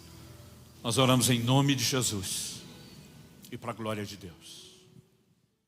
Nós vamos passar para a ministração da palavra e eu quero convidar você a abrir sua Bíblia no livro de Eclesiastes, no capítulo 11 e no verso 5. Eclesiastes, capítulo 11, verso 5. Eu quero compartilhar com vocês hoje um entendimento que tem sido uma chave importantíssima na minha vida. Na verdade, essa mensagem eu diria que está na lista dos clássicos, né? Daqueles princípios bem marcantes da nossa vida, que vem sendo dividido ao longo do ministério, e de tempos em tempos, eu não sei porque, talvez seja o volume de coisas, às vezes a gente leva muitos anos para retomar alguns assuntos, mas eu tenho certeza que Deus vai falar ao seu coração e que essa é a direção de Deus para nós hoje. Eclesiastes capítulo 11, verso 5, eu vou ler na Nova Almeida atualizada. Assim como você não conhece o caminho do vento, nem sabe como se formam os ossos no ventre da mulher grávida, assim também não entende as obras de Deus que faz todas as coisas. Será que você pode repetir esse texto comigo? Só para efeito didático e de memorização. Diga comigo: assim como você não conhece o caminho do vento, nem sabe como se formam os ossos no ventre da mulher grávida, assim também não entende as obras de Deus que faz todas as coisas. Bom, esse texto fala de um Deus que age em todas as coisas, mas que tem um padrão no seu agir. E a comparação é feita com duas alegorias. Primeiro se fala do caminho do vento, depois se fala da formação da criança no ventre da sua mãe. Na versão que eu estou usando, nós temos alternadas aqui algumas expressões e verbos. Assim como não conhece, depois ele diz não sabe, depois ele diz não entende. Na verdade, né, todas essas traduções, elas são exatamente variações da mesma palavra. No hebraico é a palavra iada. Ela em essência significa conhecer, mas um dos seus sentidos e aplicações diz respeito à percepção visual. Agora, o elemento da percepção visual é algo que eu quero destacar nesse nível de conhecimento, não apenas como uma possibilidade de tradução, porque isso seria muito vago para a gente construir essa lógica, mas com a aplicação da própria ilustração. Quando ele fala do caminho do vento, ele está falando de algo real, inquestionável, que temos evidências, mas que acontece fora da vista dos olhos. Então sabemos o caminho do vento, porque em determinado momento a brisa soprando no rosto, né? Ou a gente vendo as folhas das árvores balançando, a gente não só tem evidência, mas sabe até a direção. No entanto, as correntes de ar se alternam o tempo todo. E a gente não sabe, como diz os antigos, onde é que o vento faz a curva, porque esses caminhos se alternam o tempo todo e são invisíveis aos nossos olhos. Ou seja, o exemplo fala de algo real, com evidências, inquestionável, porém invisível aos nossos olhos. O segundo exemplo não é diferente. Assim como não sabe como se formam os ossos no ventre da mulher grávida. Está falando do desenvolvimento da criança no ventre da sua mãe. Esse também é um processo real, inquestionável. Temos evidências. A barriga da mamãe vai aumentando, né, a cada mês. Sabemos que o feto está em desenvolvimento até que chegue a hora em que esteja maduro para o nascimento. Mas o processo acontece fora da vista dos olhos. Agora, se o texto falasse de conhecimento meramente no sentido de informação, a gente diria que essa declaração nem atualizada está mais. Porque hoje nós temos os conhecimentos aí da biologia sobre como se dá a calcificação, a formação dos ossos, mas o processo está fora da vista dos olhos. Ah, pastor, mas nós temos ultrassom, ecografia em cada um, né? Cada uma das duas gravidezes da Kelly, dos nossos dois filhos, nós também pudemos visualizar como estava em momento específico. O processo todo estava fora da vista dos olhos. De novo, algo real, inquestionável, com evidências, porém invisível aos nossos olhos. É depois de usar esses dois exemplos que ele diz assim também, do mesmo jeito, igualmente, semelhantemente, não sabes ou não conheces ou não vês as obras de Deus que faz todas as coisas. A Bíblia sustenta que Deus está agindo em todas as coisas. No entanto, esse agir é invisível aos nossos olhos. tema da minha mensagem hoje é o agir invisível de Deus. E há razões pelas quais Deus decidiu operar de maneira que eu e você não consigamos, vislumbrar exatamente. Às vezes até sabemos o que Ele está fazendo, mas não entendemos o como, não entendemos o quando, E há razões pelas quais Deus decidiu isso. Uma que para mim é bem evidente e inquestionável, diz respeito à fé. Abacuque 2,4 faz uma afirmação que será repetida várias vezes no Novo Testamento, é um dos fundamentos da nossa doutrina, que o justo viverá da sua fé. Todo relacionamento com Deus é baseado em fé. E fé é o quê? De acordo com a própria Bíblia, a convicção daquilo que não se vê. Então é justo que o Deus que nos chamou a relacionar com Ele em fé, nos chame a andar na convicção do que não vemos. Ou seja, Ele não precisa mostrar o que está fazendo para que eu e você creamos na forma dele de operar. Mas há um segundo motivo, e eu não colocaria esses dois como os únicos, mas há um outro motivo, e eu quero colocá-lo aqui como talvez o tópico principal a ser explorado. Eu vou falar muito dessa questão não só de confiança, mas daquilo que Deus quer fazer em nós, mas tem um segundo motivo. Antes de definir qual é o segundo motivo, eu quero já, de fato, apresentar aqui o meu primeiro tópico, que o agir de Deus está além da nossa compreensão. Você pode repetir isso comigo? Diga, o agir de Deus está além da nossa compreensão. Isaías 55, versos 8 e 9, nos diz que os caminhos de Deus são mais altos que os nossos caminhos. Os pensamentos de Deus são mais altos que os nossos. Então Deus tem uma forma de pensar e de se mover além da nossa capacidade de acompanhar.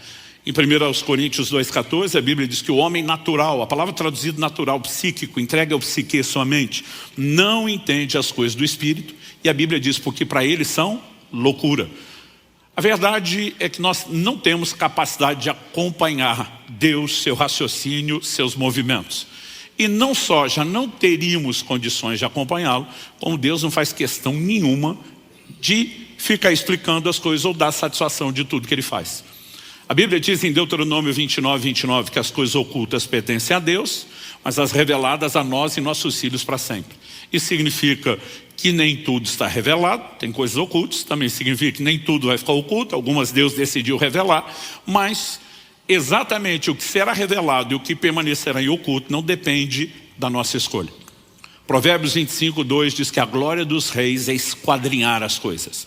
E essa afirmação está dentro de um livro que na sua grande maioria foi escrito por Salomão, homem a quem foi atribuído uma sabedoria incomparável, e que tinha conhecimento profundo e dissertava sobre tudo. As pessoas vinham de longe para ouvir sua sabedoria. Principalmente na antiguidade, o trono, o governo de um rei, ele era muito fortemente estabelecido na proporção do conhecimento. Então ele diz, a glória dos reis é esquadrinhar, é explicar. Mas na sequência, no mesmo Provérbios 25:2, ele diz, mas a glória de Deus é encobrir as coisas. Diferente dos reis, Deus não faz questão nenhuma de dizer, gente, eu explico para vocês. Algumas vezes ele está agindo justamente de forma oposta. Eu faço questão de não explicar. E a pergunta que eu e você precisamos fazer é que se Deus tem uma forma de agir além da nossa compreensão, ainda que Ele quisesse explicar e detalhar, e por mais que a gente não acompanhe, Ele acharia alguns elementos didáticos para nos auxiliar, mas esses outros textos sustentam que Ele não faz questão nenhuma de fazer isso. Primeiro, porque nos chama a um lugar de confiança. Mas segundo, eu quero te mostrar um outro motivo. Abra sua Bíblia comigo, se for rápido de endereço, Evangelho de Mateus, no capítulo 16. Jesus está com seus discípulos em Cesareia de Filipe e ele pergunta a eles, quem dizem os homens ser o Filho do Homem? E eles começam a falar, olha, tem gente dizendo que o Senhor é João Batista, outros que é Elias, Jeremias, outro profeta. Jesus falou, e vocês, quem dizem que eu sou? A Bíblia nos mostra que Pedro responde, tu és o Cristo, o Filho do Deus vivo. Quando Pedro responde isso, o que é que Jesus lhe diz? Verso 17 de Mateus 16. Bem-aventurado é você, Simão Barjonas, porque não foi carne e sangue que revelaram isso a você, mas meu Pai que está nos céus. Basicamente, Pedro, você não tinha essa informação. Você foi influenciado por uma intervenção divina, revelação. Você recebeu uma informação do meu Pai. Isso te levou a uma percepção de algo que você não tem. Bem-aventurado é você, palma para você, Pedro, porque ele deu aqui uma bola dentro. Mas não demora para ele dar uma bola fora. Se você olha o mesmo texto, né, quando chega no verso 21, a Bíblia diz, desde esse tempo, Jesus começou a mostrar aos seus discípulos que era necessário que ele fosse para Jerusalém, sofresse muitas coisas nas mãos dos anciãos, dos principais sacerdotes e dos escribas, fosse morto e, no terceiro dia, ressuscitasse. O verso 22 diz, então Pedro, chamando-o à parte, começou a repreendê-lo, dizendo que Deus não permita, Senhor, isso de modo nenhum irá acontecer. Outras traduções dizem, nunca, Senhor, isso nunca te acontecerá. Você consegue imaginar Jesus dando sermão em Pedro? Pedro dando sermão em Jesus, repreendendo Jesus? Eu fico imaginando a cena como se fosse hoje. Que isso, Jesus? Pensamento positivo? Levanta essa cabeça. Né? Para com isso. E eu fico imaginando a cara de Jesus com vontade de dizer, sabe de nada, inocente. Mas o que ele disse está no verso 23. Jesus, voltando-se, disse a Pedro, saia da minha frente, Satanás. Você é para mim uma pedra de tropeço, porque não leva em consideração as coisas de Deus, e sim as dos homens. Outras traduções dizem, não pensa nas coisas de Deus, mas nas dos homens. Outro dia alguém falou, pastor, Jesus chamou Pedro de Satanás? Não. Jesus reconhece que de novo Pedro se expôs a uma outra influência. Só que agora ele sintonizou em outra estação de rádio, né? É outro emissor. A primeira revelação vem de Deus. A segunda vem de uma outra influência. E ele está repreendendo a influência por trás de Pedro, que era maligna. Mas ao falar com a ação de Satanás por trás de Pedro, Jesus usa essa frase, você não pensa nas coisas de Deus e sim nas que são dos homens. E aqui que eu quero explorar o segundo motivo pelo qual o Deus que tem um agir além da nossa compreensão escolheu agir assim. Porque não é apenas eu e você que temos dificuldade de acompanhar seus movimentos. A Bíblia está nos mostrando que a forma de pensar de Satanás é parecida com a nossa, não com a de Deus. A Bíblia nos apresenta a figura de Satanás como um anjo caído. E na condição de anjo, ele é superior aos homens. A Bíblia diz que nós somos criados um pouco menor do que os anjos. Eles têm habilidades, capacidades, poderes, faculdades que nós não temos. E a gente pode dizer, né, que o processador, comparando, usando a linguagem de computador, vamos dizer assim, o processador da mente de Satanás é bem melhor do que o nosso. Mas o sistema operacional é igual. Então a velocidade de processar pode mudar, mas a forma de funcionar é parecida. Ou seja, se nós não acompanhamos os pensamentos de Deus, evidentemente que Satanás, ainda que tenha uma mente superior a nós, a Bíblia fala que a sua sabedoria se corrompeu, não que ele perdeu. Paulo diz, nós não ignoramos suas maquinações, outras traduções de seus ardis, mas, por melhor que seja sua mente e sabedoria, ele não consegue acompanhar os movimentos de Deus. E eu quero te mostrar que uma das razões pelas quais Deus decidiu agir de forma oculta, invisível aos nossos olhos, não é apenas porque eu e você, perdidos na história, temos que confiar, mas é porque Satanás também não consegue entender a forma de Deus agir, e Deus decidiu tirar proveito disso, né? Olhando para as Escrituras, a gente consegue perceber isso com muita clareza. Por exemplo, carta de Paulo aos Efésios, capítulo 3, eu vou ler dos versos 8 a 11. Ele diz, a mim, o menor de todos os santos, me foi dada essa graça de pregar aos gentios o evangelho das insondáveis riquezas de Cristo e manifestar a todos qual é a dispensação do mistério, que durante tempos passados esteve oculto em Deus, que criou todas as coisas. E isso para que agora, pela igreja, a multiforme sabedoria de Deus se torne conhecida dos principados e das potestades nas regiões celestiais, segundo o eterno propósito que Deus estabeleceu em Cristo Jesus, nosso Senhor. Então Paulo está dizendo que ele recebeu a graça, o privilégio de pregar aos gentios o evangelho. Só que ele diz, manifestar a todos a dispensação de um mistério, de um segredo, que esteve oculto, escondido por muito tempo, só foi revelado nesse momento. Mas no 10 ele diz, por que que Deus decidiu revelar só agora? Quando você olha para o Velho Testamento, gente, ele está cheio de promessas da vinda de Jesus e do evangelho, mas todas elas são codificadas. Por isso que a Bíblia diz que a lei não tem imagem exata das coisas, sim a sombra dos bens vindouros. Deus deixou todo mundo sem entender até a clareza das suas promessas até o tempo oportuno. Por quê? Um dos motivos está no indicativo de propósito do verso 10. Para que agora, pela igreja, a multiforme sabedoria de Deus, não só sabedoria, mas multiforme, uma sabedoria que tem muitas formas, se torne conhecida dos principados e potestades, uma linguagem que é usada para falar dos poderes das trevas, nas regiões celestiais. Traduzindo, quando Deus levanta a igreja, ela é uma surpresa. Por que é uma surpresa? Quando você lê as páginas do Velho Testamento, toda a construção é feita em cima da promessa de um reino. Todo reino precisa de pelo menos 2 ingredientes indispensáveis: um rei e o povo sobre o qual ele irá reinar. Então Deus promete a vinda de um Messias, que seria o rei, mas isso era uma incógnita, estava oculto. Quem seria? Aos poucos Deus vai detalhando. Ele faz uma promessa a Abraão: em ti serão benditas todas as famílias da terra. Então Deus já sinalizou, vem da sua linhagem. Daqui a pouco ele faz uma aliança com Davi, dizendo: alguém da sua descendência se sentará no trono. Mas ainda que a mensagem vá ganhando corpo, expressão e detalhes, ela ainda é vaga. Agora, quem seria o povo do reino? A mesma linhagem de Abraão. Quando a Bíblia diz: em ti serão benditas todas as famílias da terra, Gálatas 3,8 diz que Deus pré-anunciou o evangelho a Abraão. Então, Satanás concentra ao longo dos anos uma resistência a essa linhagem de Abraão, que é a nação de Israel. A Bíblia nos mostra no livro de Esté a tentativa do inimigo de, num só dia, destruir toda aquela linhagem, porque era a maneira de impedir o estabelecimento do reino de Deus. Agora, enquanto o diabo está distraído, lutando contra a nação de Israel, ele sequer percebe que Deus tem uma outra forma de agir.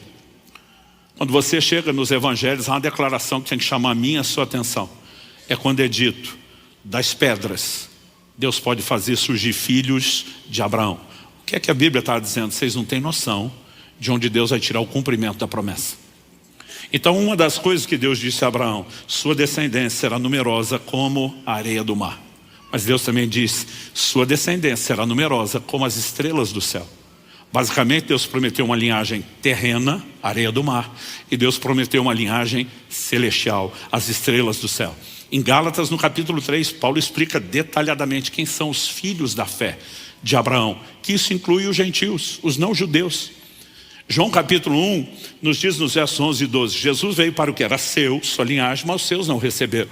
A Bíblia diz: mas a todos quantos o receberam, deu-lhes o direito de serem feitos seus filhos. Ou seja, quando Deus traz a igreja, Ele está mostrando aos principados e potestades sua multiforme sabedoria. Ele está dizendo, jogando na cara do diabo e os seus súditos: vocês gastaram o tempo se opondo a um povo, e o povo que está estabelecendo o reino é algo que vocês nem esperavam. Então, o que eu enxergo ao longo das Escrituras, e esse é o segundo tópico que eu quero compartilhar com você, é que Deus acaba colocando o diabo para trabalhar para ele. Satanás a serviço de Deus, né? Pastor, o diabo é empregado? Não. Ele é um parceiro, não voluntariamente, mas porque fica no escuro e na ignorância, suas tentativas de se opor a Deus são sábia e soberanamente usadas por Deus em benefício de Deus e contra o próprio reino das trevas. Eu lembro, quando era garoto, ainda adolescente, de ouvir uma frase da irmã Valnice Milhomes que eu nunca mais esqueci. Ela diz: assim como nós armamos ratoeiras para pegar ratos, Deus arma sataneiras para pegar Satanás, né? Ele joga algumas iscas e ele vem com tudo para cima delas. Então, por exemplo, eu mencionei essa questão da igreja não ser claramente vista, mas quando nós falamos da própria vinda do reino, qual era o conceito, né, do Messias? Na cabeça de todo judeu do Antigo Testamento, o Messias seria um general de guerra que estabeleceria um reino natural. Por que todo mundo pensava isso? Por causa da profecia do livro de Daniel. O sonho de Nabucodonosor, no capítulo 2, diz que ele sonha com uma grande estátua. Essa estátua era composta de 4 tipos de metais diferentes: a cabeça de ouro, o peito e os braços de prata, o ventre de bronze, mas as pernas de ferro. Uma pedra era cortada sem auxílio de mãos, atingia a estátua nos pés. Ela era feito pó, levada pelo vento. Aquela pedra que destruiu a estátua crescia, se tornava uma montanha que enchia toda a terra. Daniel vai interpretar o sonho que o rei tem. Primeiro ele revela o sonho, que o rei nem lembrava, e depois interpreta. Ele diz: a estátua que você viu é composta de 4 metais diferentes. e diz: a cabeça de ouro é você, ó rei. Ele está falando com quem? Com o imperador de Babilônia, que foi o primeiro império de proporção mundial. Nunca antes na história da humanidade alguém governou o mundo de seus dias. Babilônia foi o primeiro império mundial. Mas ele diz: depois de ti virá um reino inferior ao teu, ou seja, mudança de meteoro, mudança de reino. E o mesmo livro de Daniel nos mostra o que você deve ter estudado na história, né? Quem sucede Babilônia e estabelece o segundo império mundial foram os medo-persas, que por sua vez foram sucedidos pela Grécia de Alexandre o Grande, que por sua vez foram sucedidos pelo Império Romano, o último império de proporções mundiais. Quando a Bíblia diz que uma pedra é cortada sem auxílio de mãos, fala de algo que não tem interferência humana, mas divina. E a pedra é largamente usada na Escritura como uma das figuras que aponta para o Messias. A pedra que os edificadores rejeitaram, a pedra de esquina, a pedra angular, e a lista vai longe. Essa pedra vem e atinge a estátua onde? Nos pés, que eram do quê? De ferro. A profecia estava dizendo quando o Messias iria, nos dias do quarto império. É por isso que quando Jesus surge, uma das primeiras mensagens é: o tempo está cumprido e o reino de Deus chegou. Ele está dizendo: eu sou o cumprimento da pedra esperada que vem nos dias do quarto império. Agora, a profecia dizia que ele ia bater na estátua, esmiuçar aquilo tudo. Ou seja, Deus está dizendo: eu vou acabar com essa brincadeira dos homens governarem a terra. Eu vou colocar fim ao reino dos homens. E a pedra, que era Cristo, ela enche, aumenta, se torna uma montanha e enche toda a terra. Deus está dizendo: vou estabelecer o meu próprio reino e governo. Então, quando os discípulos começam a andar com Jesus, eles não estão esperando a princípio um reino espiritual. Por que você acha que Tiago e João diz para ele: Senhor, quando te assentares no trono da tua glória, permite que a gente sente um à direita e outro à esquerda? Ele está dizendo: quando o Senhor for governar o mundo, deixa a família com a faca e o queijo na mão, um ministro do planejamento, o outro ministro da fazenda. Essa era a percepção que eles tinham. Aliás, Jesus tem que explicar para eles: o reino de Deus não vem com aparência exterior, né? Não adianta dizer ele aqui ou ele ali. O reino de Deus está dentro de vós. Ele começa a falar de um cenário onde o reino seria estabelecido no plano espiritual primeiro. Nós vemos todas essas profecias e promessas de um reino físico. Essas, por sua vez, vão se cumprir na segunda vinda de Cristo, mas não na primeira. Então, assim, nada disso pode ser previsto. Então, quando Jesus chega, tem toda aquela expectativa, o diabo faz de tudo para tirar Jesus do cenário. A Bíblia diz que o próprio Satanás entrou em Judas. É o único caso na Bíblia onde você vê uma possessão do próprio Satanás, o líder de todo o reino das trevas. Essa ele não terceirizou. Acho que ele estava naquele modo: quer que seja bem feito, faça você mesmo, né? É a única vez, porque é uma batalha sem precedentes.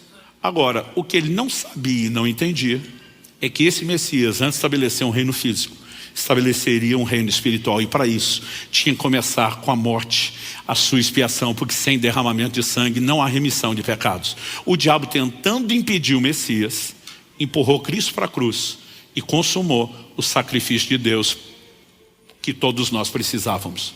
Grande opositor, ele garantiu que eu e você fôssemos redimidos. Agora, Cristo ressuscita, ele descobre que não conseguiu parar o povo do reino. E que toda tentativa, o rei do reino, e que toda tentativa de parar o povo do reino, enquanto ele concentrou o ataque na nação de Israel, ele descobre que agora o povo do reino é a igreja. Então ele vira o canhão para a igreja. Atos 8, verso 1, diz que uma grande perseguição se levantou contra a igreja. E aquela igreja de milhares e milhares de crentes, a Bíblia diz, todos foram dispersos, a não ser os apóstolos. Você imagina isso? Que da noite para o dia, né? Aquela igreja de milhares e milhares de pessoas ficou com 12 líderes, que não tem mais ninguém, porque todo mundo fugiu para salvar o couro. Agora Deus deu uma ordem que a igreja não estava cumprindo. Atos 1:8. Recebereis poder ao descer sobre vós o Espírito Santo. Sereis minhas testemunhas. Onde? Judeia, Samaria, Jerusalém, Judeia, Samaria, até os confins da terra. Deus está falando de uma progressão geográfica. Para você entender, aqui a gente poderia dizer Curitiba, região metropolitana, Paraná e Brasil. Ele está ampliando. Só que esse povo prega o evangelho de Jerusalém. O povo da Judéia vem até eles, mas Samaria, os confins da terra, ó, os anos se passam e nada. Só quando a perseguição veio, porque agora o diabo está tentando parar a igreja, a Bíblia diz que por onde fugiam, eles começaram a anunciar o evangelho. Então agora o evangelho vai entrar em Samaria, será espalhado, né, muito além. E o diabo, tentando parar a igreja, se tornou o primeiro agente missionário da história da igreja. Mais uma sataneira diante dele, né? Olhando para as Escrituras, gente, nós precisamos de fato entender e compreender essa verdade. O diabo não está fora de controle. Os crentes às vezes estão dando poder demais. Não podemos, como Paulo diz, ignorar seus ardis, suas maquinações, não podemos deixar de vigiar, não podemos brincar, mas alguns estão dando mais força e poder do que ele de fato tem. Martinho Lutero, o grande reformador, dizia: o diabo é o diabo de Deus. Eu gosto do exemplo de que ele é como um cachorro na coleira. Ele só vai até onde o tamanho da corrente permite. Sua esfera de ação tem limites. E quando chegar a hora certa, Apocalipse 20, de 1 a 3, o apóstolo João diz: eu vi descer do céu um anjo, um só, e prender a Satanás por 1000 anos. Na hora que chegar o momento de tirá-lo de circulação, não vai precisar necessariamente de Miguel e todos os exércitos celestiais. A Bíblia diz: um anjo será suficiente para tirá-lo de circulação. Só que a Bíblia diz: mas no final dos 1000 anos, importa que ele seja solto por um pouco de tempo. Por quê? Porque antes de ser lançado no lago de fogo e enxofre, bem feito para ele, ele vai fazer um último servicinho para Deus. Nós precisamos entender que Deus, na sua grandeza e soberania, consegue extrair lucro disso. E é quando você entende esse desenho que talvez faça sentido algo que para mim foi muito difícil compreender. O que eu quero chamar de permissões divinas para ações satânicas. No livro de Jó, nós vemos um cenário onde claramente o diabo toca a vida de Jó, que era um homem de Deus e abençoado. E Jó, no capítulo 3, no verso 25, ele diz: aquilo que eu temia me sobreveio, o que eu receava me aconteceu. Eu pegava essa fala de Jó e dizia: Jó é o responsável por tudo que lhe aconteceu, porque a partir do medo ele deu espaço para Satanás. O medo é inquestionavelmente uma fé ao contrário, é a convicção de que algo ruim vai acontecer. Mas eu gostaria de dizer que foi o diabo, que foi Jó que deu lugar ao diabo, porque a única outra opção não é agradável para nós. O diabo só pode tocar em alguém com permissão, ou da própria pessoa, ou de Deus. Um dia uma pessoa me aborda e diz: Luciano, você honestamente vai tentar sustentar essa versão, que foi o medo de Jó, única e exclusivamente? Olha o que Deus diz no capítulo 1, jogando na cara do diabo: viste meu servo Jó, não há ninguém justo, irrepreensível como ele na terra. Deus chamou o cara de irrepreensível, e você está tentando botar defeito nele. A verdade é que quando você elimina a possibilidade de Jó ter aberto a porta, só tem um. Quem foi? Deus. E o texto diz isso: quer você goste, quer não. Quando Deus elogia Jó, o diabo diz também: você abençoou o cara, abençoou as obras das suas mãos e o cercaste com uma sebe. Sebe significa um muro de proteção. O diabo está dizendo para Deus: além de abençoar o cara, deixar ele todo feliz e contente, o Senhor o protegeu para que eu não toque. O diabo diz: me deixa tocar para ver se ele continua fiel. Então Deus remove um nível da proteção e diz: você pode ir até aqui, além disso você não vai. Começam as perdas materiais. Num segundo instante Deus diz: toca no corpo, mas não tira a vida.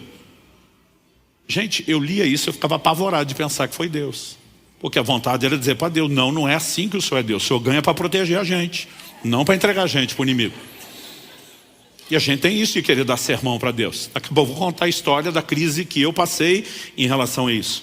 Só que quando você olha para o texto e vê a permissão divina, isso dá um baita no conflito na cabeça da gente. Agora, se fosse o único texto, a gente diria assim que está obscuro.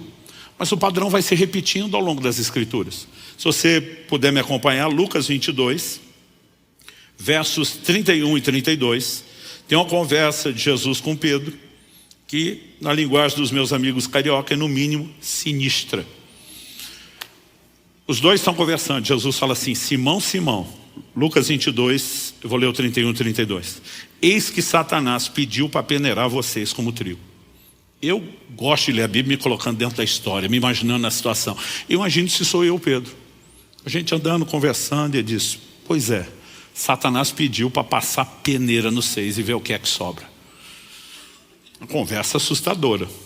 Mas acho que eu diria: Jesus, o Senhor não ia permitir uma coisa dessa, né? Aí na minha cabeça imagino Jesus em silêncio, só sorrindo, sem falar nada. Jesus, nem brinca, o Senhor não ia permitir uma coisa dessa. Imagino Jesus até olhando para cima, subiando, sem falar nada. E insistindo, Jesus, o Senhor não ia permitir isso. Aí vem a resposta no 32. Eu, porém, orei por você. Quando você lê aqui, puxa, ele não vai deixar. Mas ele termina a frase, para que a sua fé não desfaleça. Traduzindo, permissão concedida, Pedro. A peneira vai comer solta. Mas isso não significa que eu estou abandonando você. Eu orei por você, para que durante o processo da peneira, você não desfaleça. E quando você se converter, fortaleça os seus irmãos. Traduzindo, ele está dizendo, você vai sair dessa melhor do que entrou. Eu vou tirar lucro dessa situação, que o diabo que está tentando te destruir, vai te aperfeiçoar, por causa das coisas que você vai passar, e eu vou deixar acontecer. Apocalipse, capítulo 2, verso 10, carta à igreja de Esmirna, que a história confirma, passa por uma perseguição gigantesca. O Senhor diz, não tenha medo das coisas que você vai sofrer. Eis que o diabo está para lançar alguns de vocês na prisão, para que vocês sejam postos à prova e passem por uma tribulação de 10 dias. O que é que Deus diz? Repreende no meu nome, usa a autoridade do crente, vai à batalha espiritual, já que é o diabo. Ele diz, não, seja fiel até a morte e eu lhe darei a coroa da vida. Ele está dizendo, só aguenta o tranco, não lute contra. Isso muitas vezes nos soa assustador, mas a verdade é que quando Deus se antecipa e está dizendo, o diabo vai fazer, e ele está dizendo, eu estou avisando antes, é para que vocês lembrem que eu continuo no controle. Nada saiu do meu controle. O Senhor diz, apenas permaneçam fiéis. E quando você começa a olhar esse cenário, ele só se explica a partir de uma perspectiva. Já mostramos que o diabo trabalha para Deus. Mas no livro de Romanos, no capítulo 8, no verso 28, a Bíblia diz que todas as coisas, repita comigo, todas as coisas. Se eu puder falar para um vizinho ou dois ao seu lado, fala todas as coisas. A Bíblia diz, todas as coisas cooperam juntamente para o bem daqueles que amam a Deus e são chamados segundo o seu propósito. Se tem alguém que pode acreditar na teoria da conspiração, é o crente. Tudo conspira em teu favor. Tudo. Deus faz com que tudo coopere para o bem dos que o amam e são chamados segundo o seu propósito. Deus tem um propósito coletivo, mas Deus tem propósitos personalizados, individuais. E Ele faz com que as coisas possam trabalhar pelo propósito. Quando a gente enxerga esse outro cenário, a gente pode ter exemplos bíblicos muito claros. Um deles é José, vendido pelos seus irmãos, como escravo, vai parar no Egito. Mas José tem um propósito de Deus na sua vida. Ele começa logo cedo na adolescência a ter sonhos. Ele vê a sua família se curvando diante dele, ele entende que Deus o vai levantar numa posição de autoridade, de governo. Os irmãos ficam doidos com os sonhos e resolvem se livrar dele. O que fizeram com ele? Despacharam ele sem saber bom dia. Ele vai parar lá no Egito, inicialmente como escravo. Mas você sabe a reviravolta. Onde é que houve o cumprimento de todo o plano e o propósito de Deus? Lá no Egito. Quem que botou ele na cara do gol? Os irmãos que tentaram fazer o mal contra ele. Mas eu e você não podemos negar a ação de Deus por trás disso.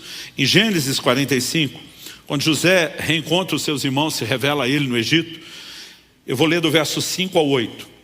Ele diz, agora pois não fiquem tristes nem irritados contra vocês mesmos por terem me vendido para cá, porque foi para a preservação da vida que Deus me enviou adiante de vocês. Quem que José diz que enviou? Deus. Versículo 6, porque já houve 2 anos de fome na terra, ainda restam 5 anos em que não haverá lavoura nem colheita. 7, Deus me enviou adiante de vocês, para que fosse conservado para vocês um remanescente na terra, e para que a vida de vocês fosse salva por meio de um grande livramento. Assim, verso 8, não foram vocês que me enviaram para cá, e sim Deus, que fez de mim como que um pai de Faraó, senhor de toda a sua casa, e como governador em toda a terra do Egito. Traduzindo, José está dizendo, o meu destino nunca esteve nas mãos de vocês. O Deus que tinha um propósito para a minha vida soube fazer uso disso. Quando você só lê ele dizendo Deus enviou, por 3 vezes, em 4 versículos, ele diz Deus enviou. Pode parecer, lendo esse verso sozinho, que não foi nem escolha dos seus irmãos, que Deus fez com que aquilo acontecesse. Mas o mesmo José, numa conversa com os meus irmãos, vai deixar claro que as coisas não podem ser lidas só nessa perspectiva. Quando Jesus, lá na tentação, diz, também está escrito, ele nos mostra que o equilíbrio de interpretação se encontra pelo todo da Bíblia. Então olha uma outra declaração sobre o mesmo texto. Gênesis 50, 20. Vocês, na verdade, planejaram o mal contra mim. Porém, Deus o tornou em bem, para fazer, como estão vendo agora, que se conserve a vida de muita gente. Na primeira conversa, quando José se revela, ele vê que seus irmãos vão ficar apavorados com tudo que aconteceu, e ele é um instrumento de consolo. Agora, um tempo depois, as coisas estão até melhores, ele olha na cara deles e diz: foi maldade de vocês. Deus não é o causador, mas Deus tornou, transformou em bem. Então, nós precisamos separar as coisas.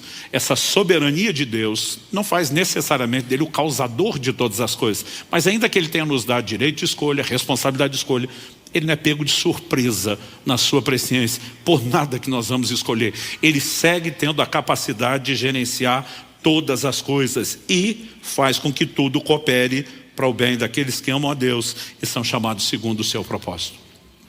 Mas o que nós precisamos entender quando falamos do tudo coopera para o bem? Primeiro, tudo que José passou era parte de um processo necessário. Acredito que, como filho mimado que era, ele não teria a menor condição de ser tão útil para o reino de Deus, e ele precisava levar um pouco de ralo. Segundo, você percebe que mesmo sendo fiel a Deus, ele ainda tem sinais de imaturidade no aspecto emocional. Quando ele interpreta o sonho para o copeiro que está preso com ele, e sabe que em 3 dias o copeiro será livre, tem acesso ao faraó, que é o líder da maior potência mundial dos seus dias, e diz: quando você sair daqui, lembra de eu, né? Lembra de mim diante de faraó, o cara que te ajudou, que te deu uma palavra de consolo. Não esquece de mim, é a única coisa que eu te peço. A Bíblia diz: 3 dias depois o copeiro, exaltado, restaurado do seu lugar, e não lembrou de José. Amnésia? Não, porque 2 anos depois ele lembra. Não era amnésia, era o dedo de Deus. Se o copeiro lembra de José, intercede o faraó e diz: o menino é inocente, é gente boa, todo mundo sabe, vai levantar a ficha dele, e o tira de lá, o que é que José seria? Ajudante de cozinha. Sairia da prisão, não entraria no lugar do propósito, não passaria pelos processos. Quando ele está falando dos irmãos: eu fui vendido injustamente, você ainda percebe que tem dor. Quando ele encontra os irmãos, ele está consolando os irmãos. E se ele não passa pelo tratamento de Deus, na hora de posição e autoridade, ele ia pisar em todo mundo. Ele ia viver a versão do gospel vingativo. Estilo: quem me viu passar na prova e não me ajudou. Então, eu e você precisamos entender que Deus usa processos. E a ideia dos processos não é nos destruir, é destruir aquilo que nos impede de viver plenamente o que Ele tem. Você lembra dos amigos de Daniel que foram lançados na fornalha? Normalmente a gente diz: a Bíblia afirma que o fogo não queimou nada. Isso não é verdade. A Bíblia não queimou um fio de cabelo, não tinha cheiro de fumaça na roupa. Mas a Bíblia fala de algo que o fogo queimou. Nabucodonosor olha, se não me engano, no verso 24 de Daniel 3, ou 23 ali, ele fala para aquela turma que está em volta, e o brinco e ganha para concordar com o rei, diz: nós não lançamos 3 homens amarrados no fogo. A Bíblia enfatiza várias vezes que eles foram atados, amarrados. A turma diz: é verdade, rei. E diz: eu vejo 4, mas não é só a conta que não está batendo.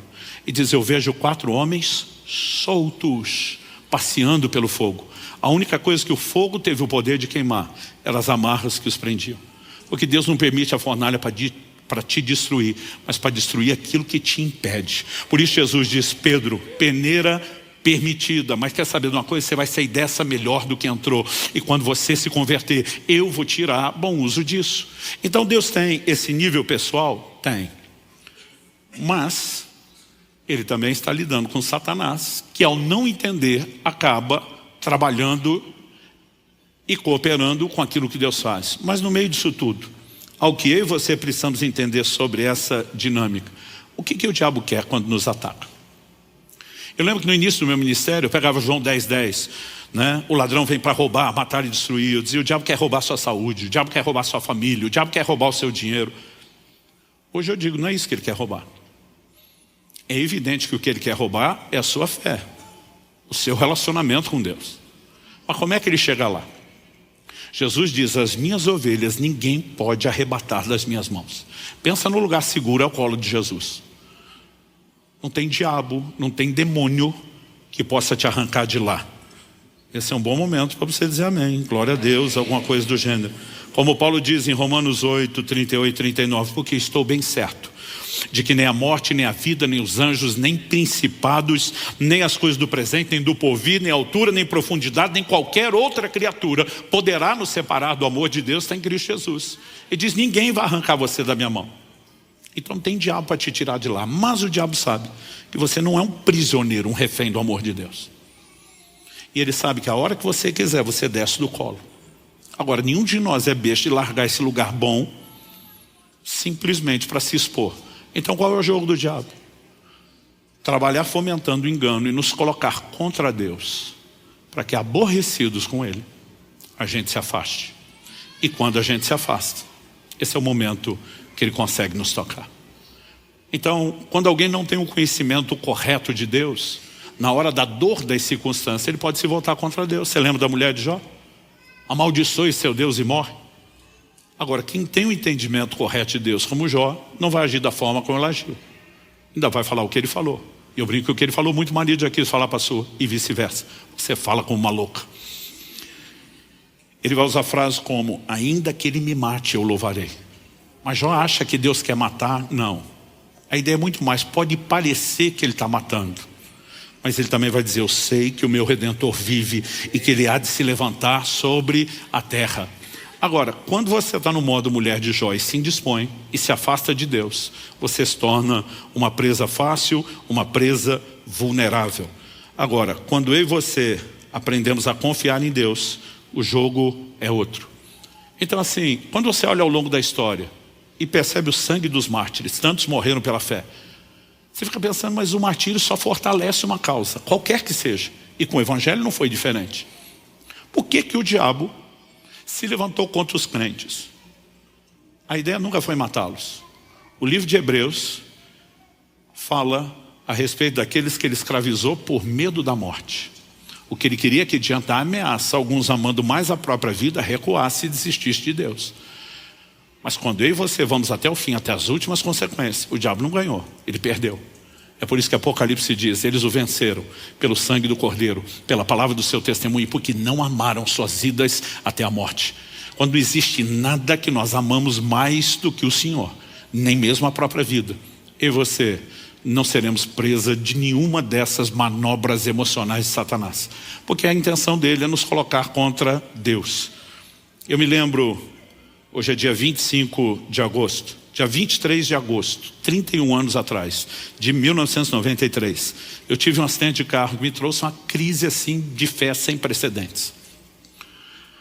Eu não só perdi o carro que eu tinha acabado de trocar e pensei, quando chegar em Curitiba eu faço seguro. Era uma viagem de Campinas, onde eu morava, para Curitiba, estava de mudança. Eu não só perdi o carro, toda a minha mudança está dentro do carro, perdemos tudo. O que não estragou no acidente foi roubado enquanto o carro estava lá na estrada e a gente era atendido. Eu me descubro no hospital com a roupa do corpo rasgada e ensanguentada e outras coisas acontecendo na minha vida onde tudo parecia estar desmoronando. Guardadas as devidas proporções, eu só conseguia me lembrar de Jó. E aí o questionamento começa. Eu não tinha dúvidas de que Deus interferiu e guardou minha vida naquele acidente. Porque os enfermeiros, médicos, não crentes ficavam falando isso o tempo todo. Teu santo é forte, alguém lá em cima vela por você. E eles ficavam me dando detalhes. Eu lembro de um dos enfermeiros dizendo, meu amigo, nós tivemos que reconstruir mais de metade da sua pálpebra. Ele diz, não tem ângulo de nada pontudo que rasgue isso, que não tocaria no globo ocular. Sua visão está protegida, seu olho está intacto, é um milagre. Né? O próprio médico me mostrou a tomografia. Ele diz, olha isso aqui. Né? E ele falou, pela tomografia nós medimos a intensidade das pancadas. O carro caiu numa ribanceira, né? Mas eu de cinto, não fui projetado para frente nem para fora do carro, mas o movimento da lateral, né? Enquanto o carro pulava, eu desci batendo a cabeça na coluna do carro. E ele falou, olha isso aqui, né? Dificuldade para distinguir massa branca e cinzenta, lesão nas partes moles. Eu falei, só que a Bíblia virou quase um liquidificador, ele brincou. Né? Ele falou, agora, isso mostra a intensidade da pancada. Ele falou, agora o lugar, que é onde está machucado, é justamente a fonte. Ele falou, esse tipo de pancada, com a fragilidade desse lugar, não combina. Eles não me deixavam dormir por 2 dias, com medo de eu entrar em coma. Né? Mas eles diziam, alguém guardou você. Enquanto todo mundo está falando de milagre, eu dentro de mim estou dizendo, Deus, milagre por milagre, já que o Senhor fazia porque não arrumou o carro na estrada. Deixou cair lá embaixo para dizer, ó, te guardei para você não morrer. Não era só arrumar o carrinho lá em cima E não precisava perder carro, ser roubado, passar por todo esse sofrimento? Ou será que só eu já tentei ensinar Deus como ser Deus? O questionamento. O pior não era só o questionamento de por que o Senhor deixou chegar lá para me guardar. Eu dizia, Deus, certeza que esse acidente é coisa do Satanás.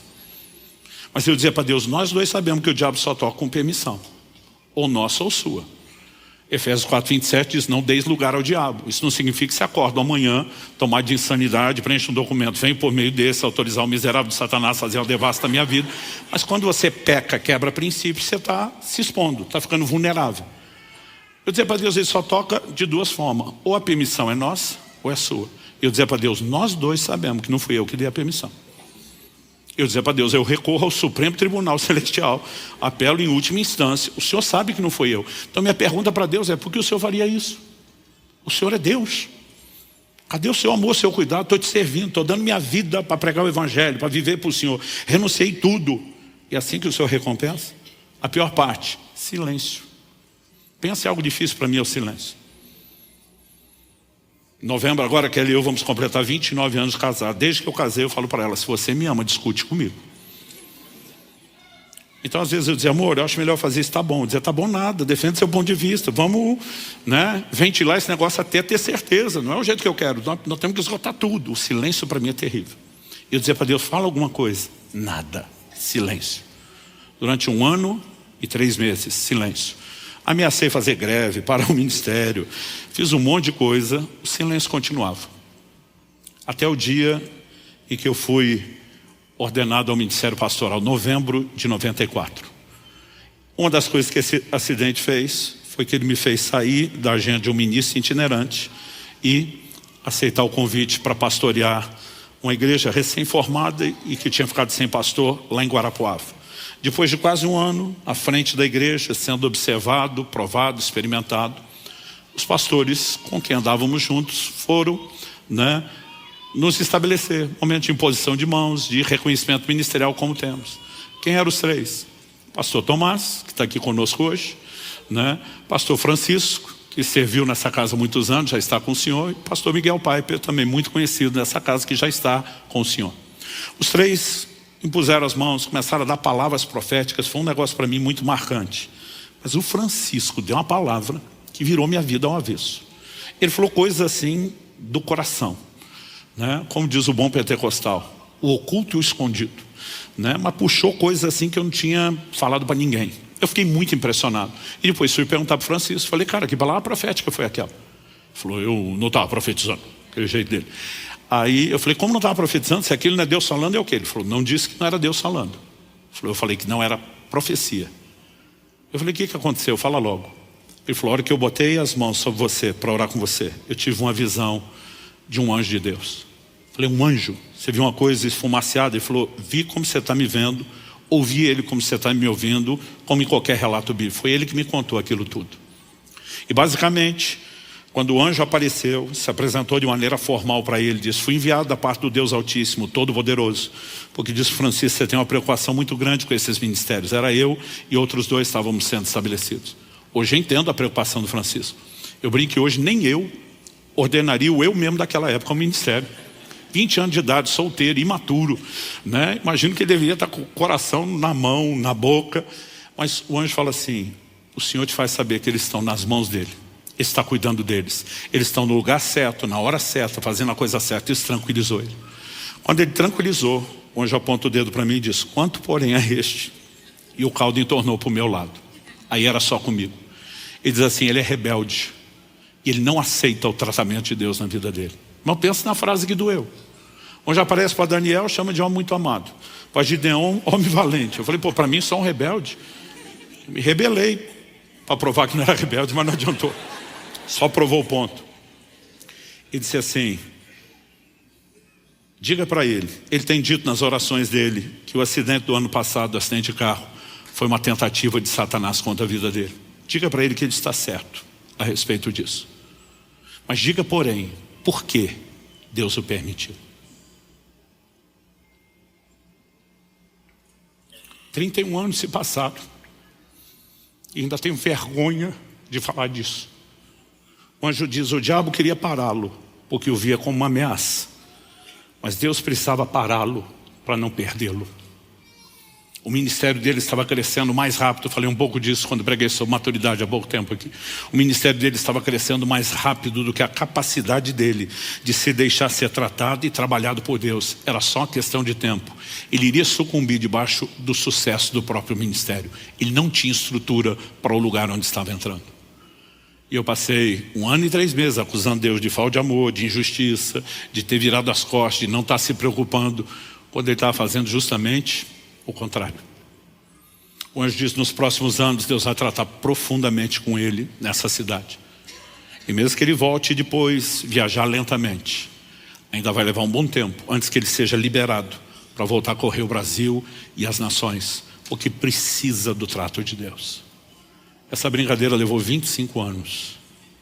Foi somente em dezembro de 2018, quando a gente entendeu claramente, finalizar o processo de transição com o Marciano, que Deus está dizendo: agora eu estou te colocando lá onde nós começamos. Mas sabe, foi o zelo, o cuidado, o amor de Deus. Mas depois de ter contado essa história, o Senhor me disse: eu te revelei um momento específico o que aconteceu. Isso não significa que nas outras circunstâncias da sua vida eu vou te dar satisfação ou te explicar nada. O Senhor disse: eu te dei entendimento disso porque eu quero que você pregue, ensine sobre isso. Chame o meu povo a confiar em mim, mesmo quando eles não entendem as circunstâncias. Mas ele disse: nem você vai seguir tendo explicações para tudo que você vai ter que lidar ou enfrentar. Agora, algo que eu tenho aprendido ao longo dos anos, eu posso dizer de boca cheia, é uma declaração também de Lutero: não sei por quais caminhos Deus me conduz, mas conheço bem meu guia. E você não precisa conhecer o caminho. A gente só precisa conhecer e confiar no guia. Estar familiarizado e descansando nele. Quem está entendendo, diga amém. Eu queria que você ficasse em pé para parecer que está acabando.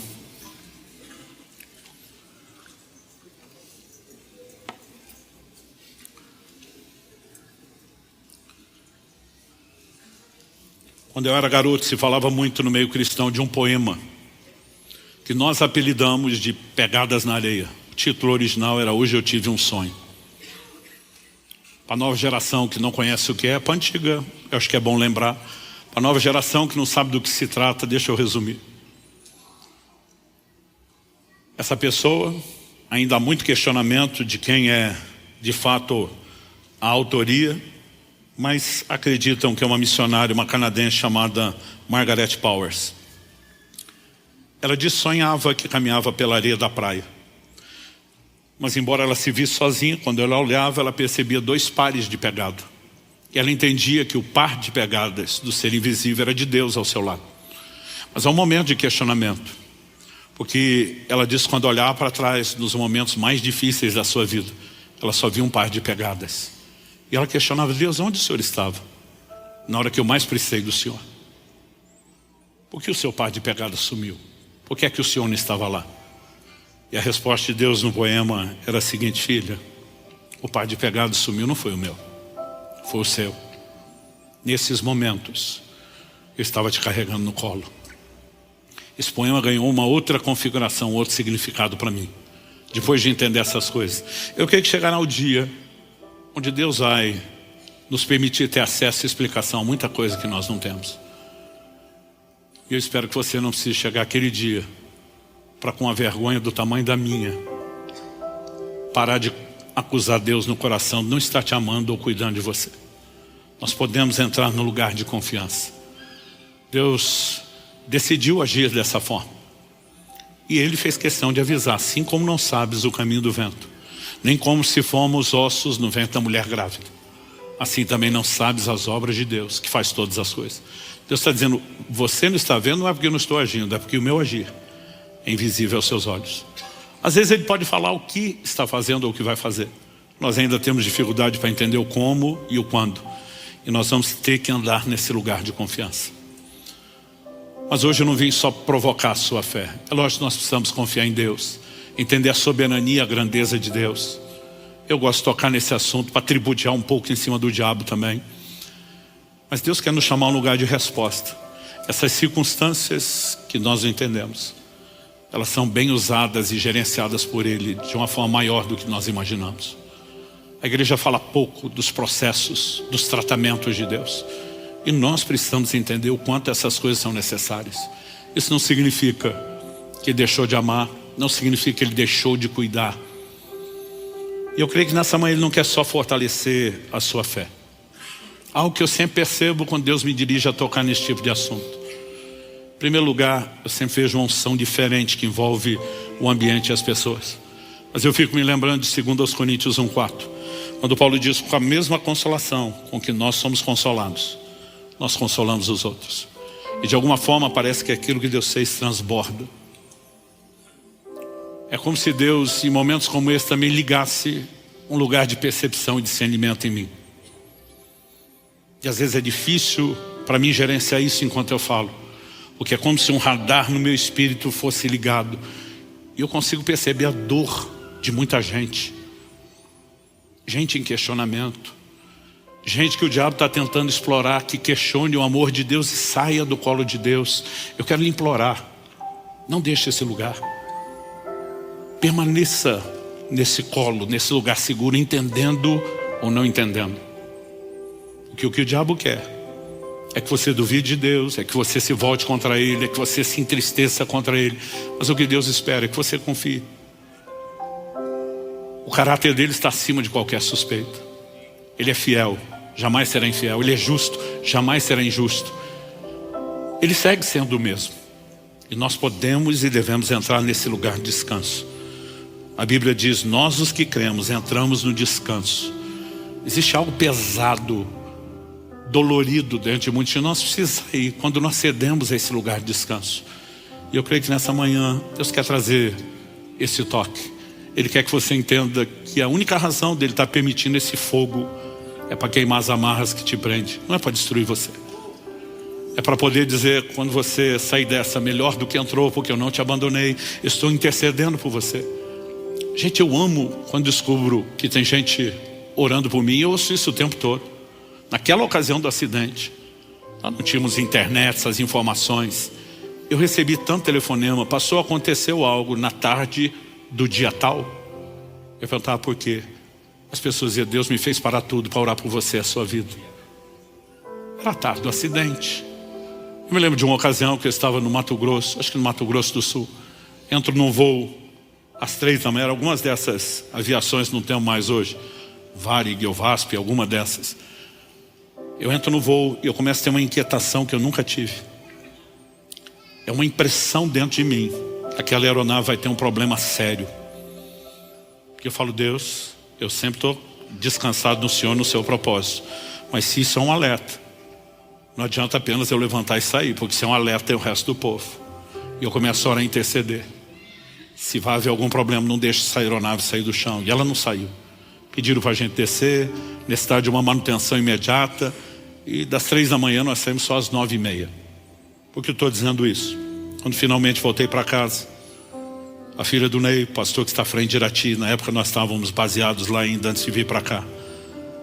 Ela tinha acordado às 3 da manhã, foi chacoalhar o pai na cama.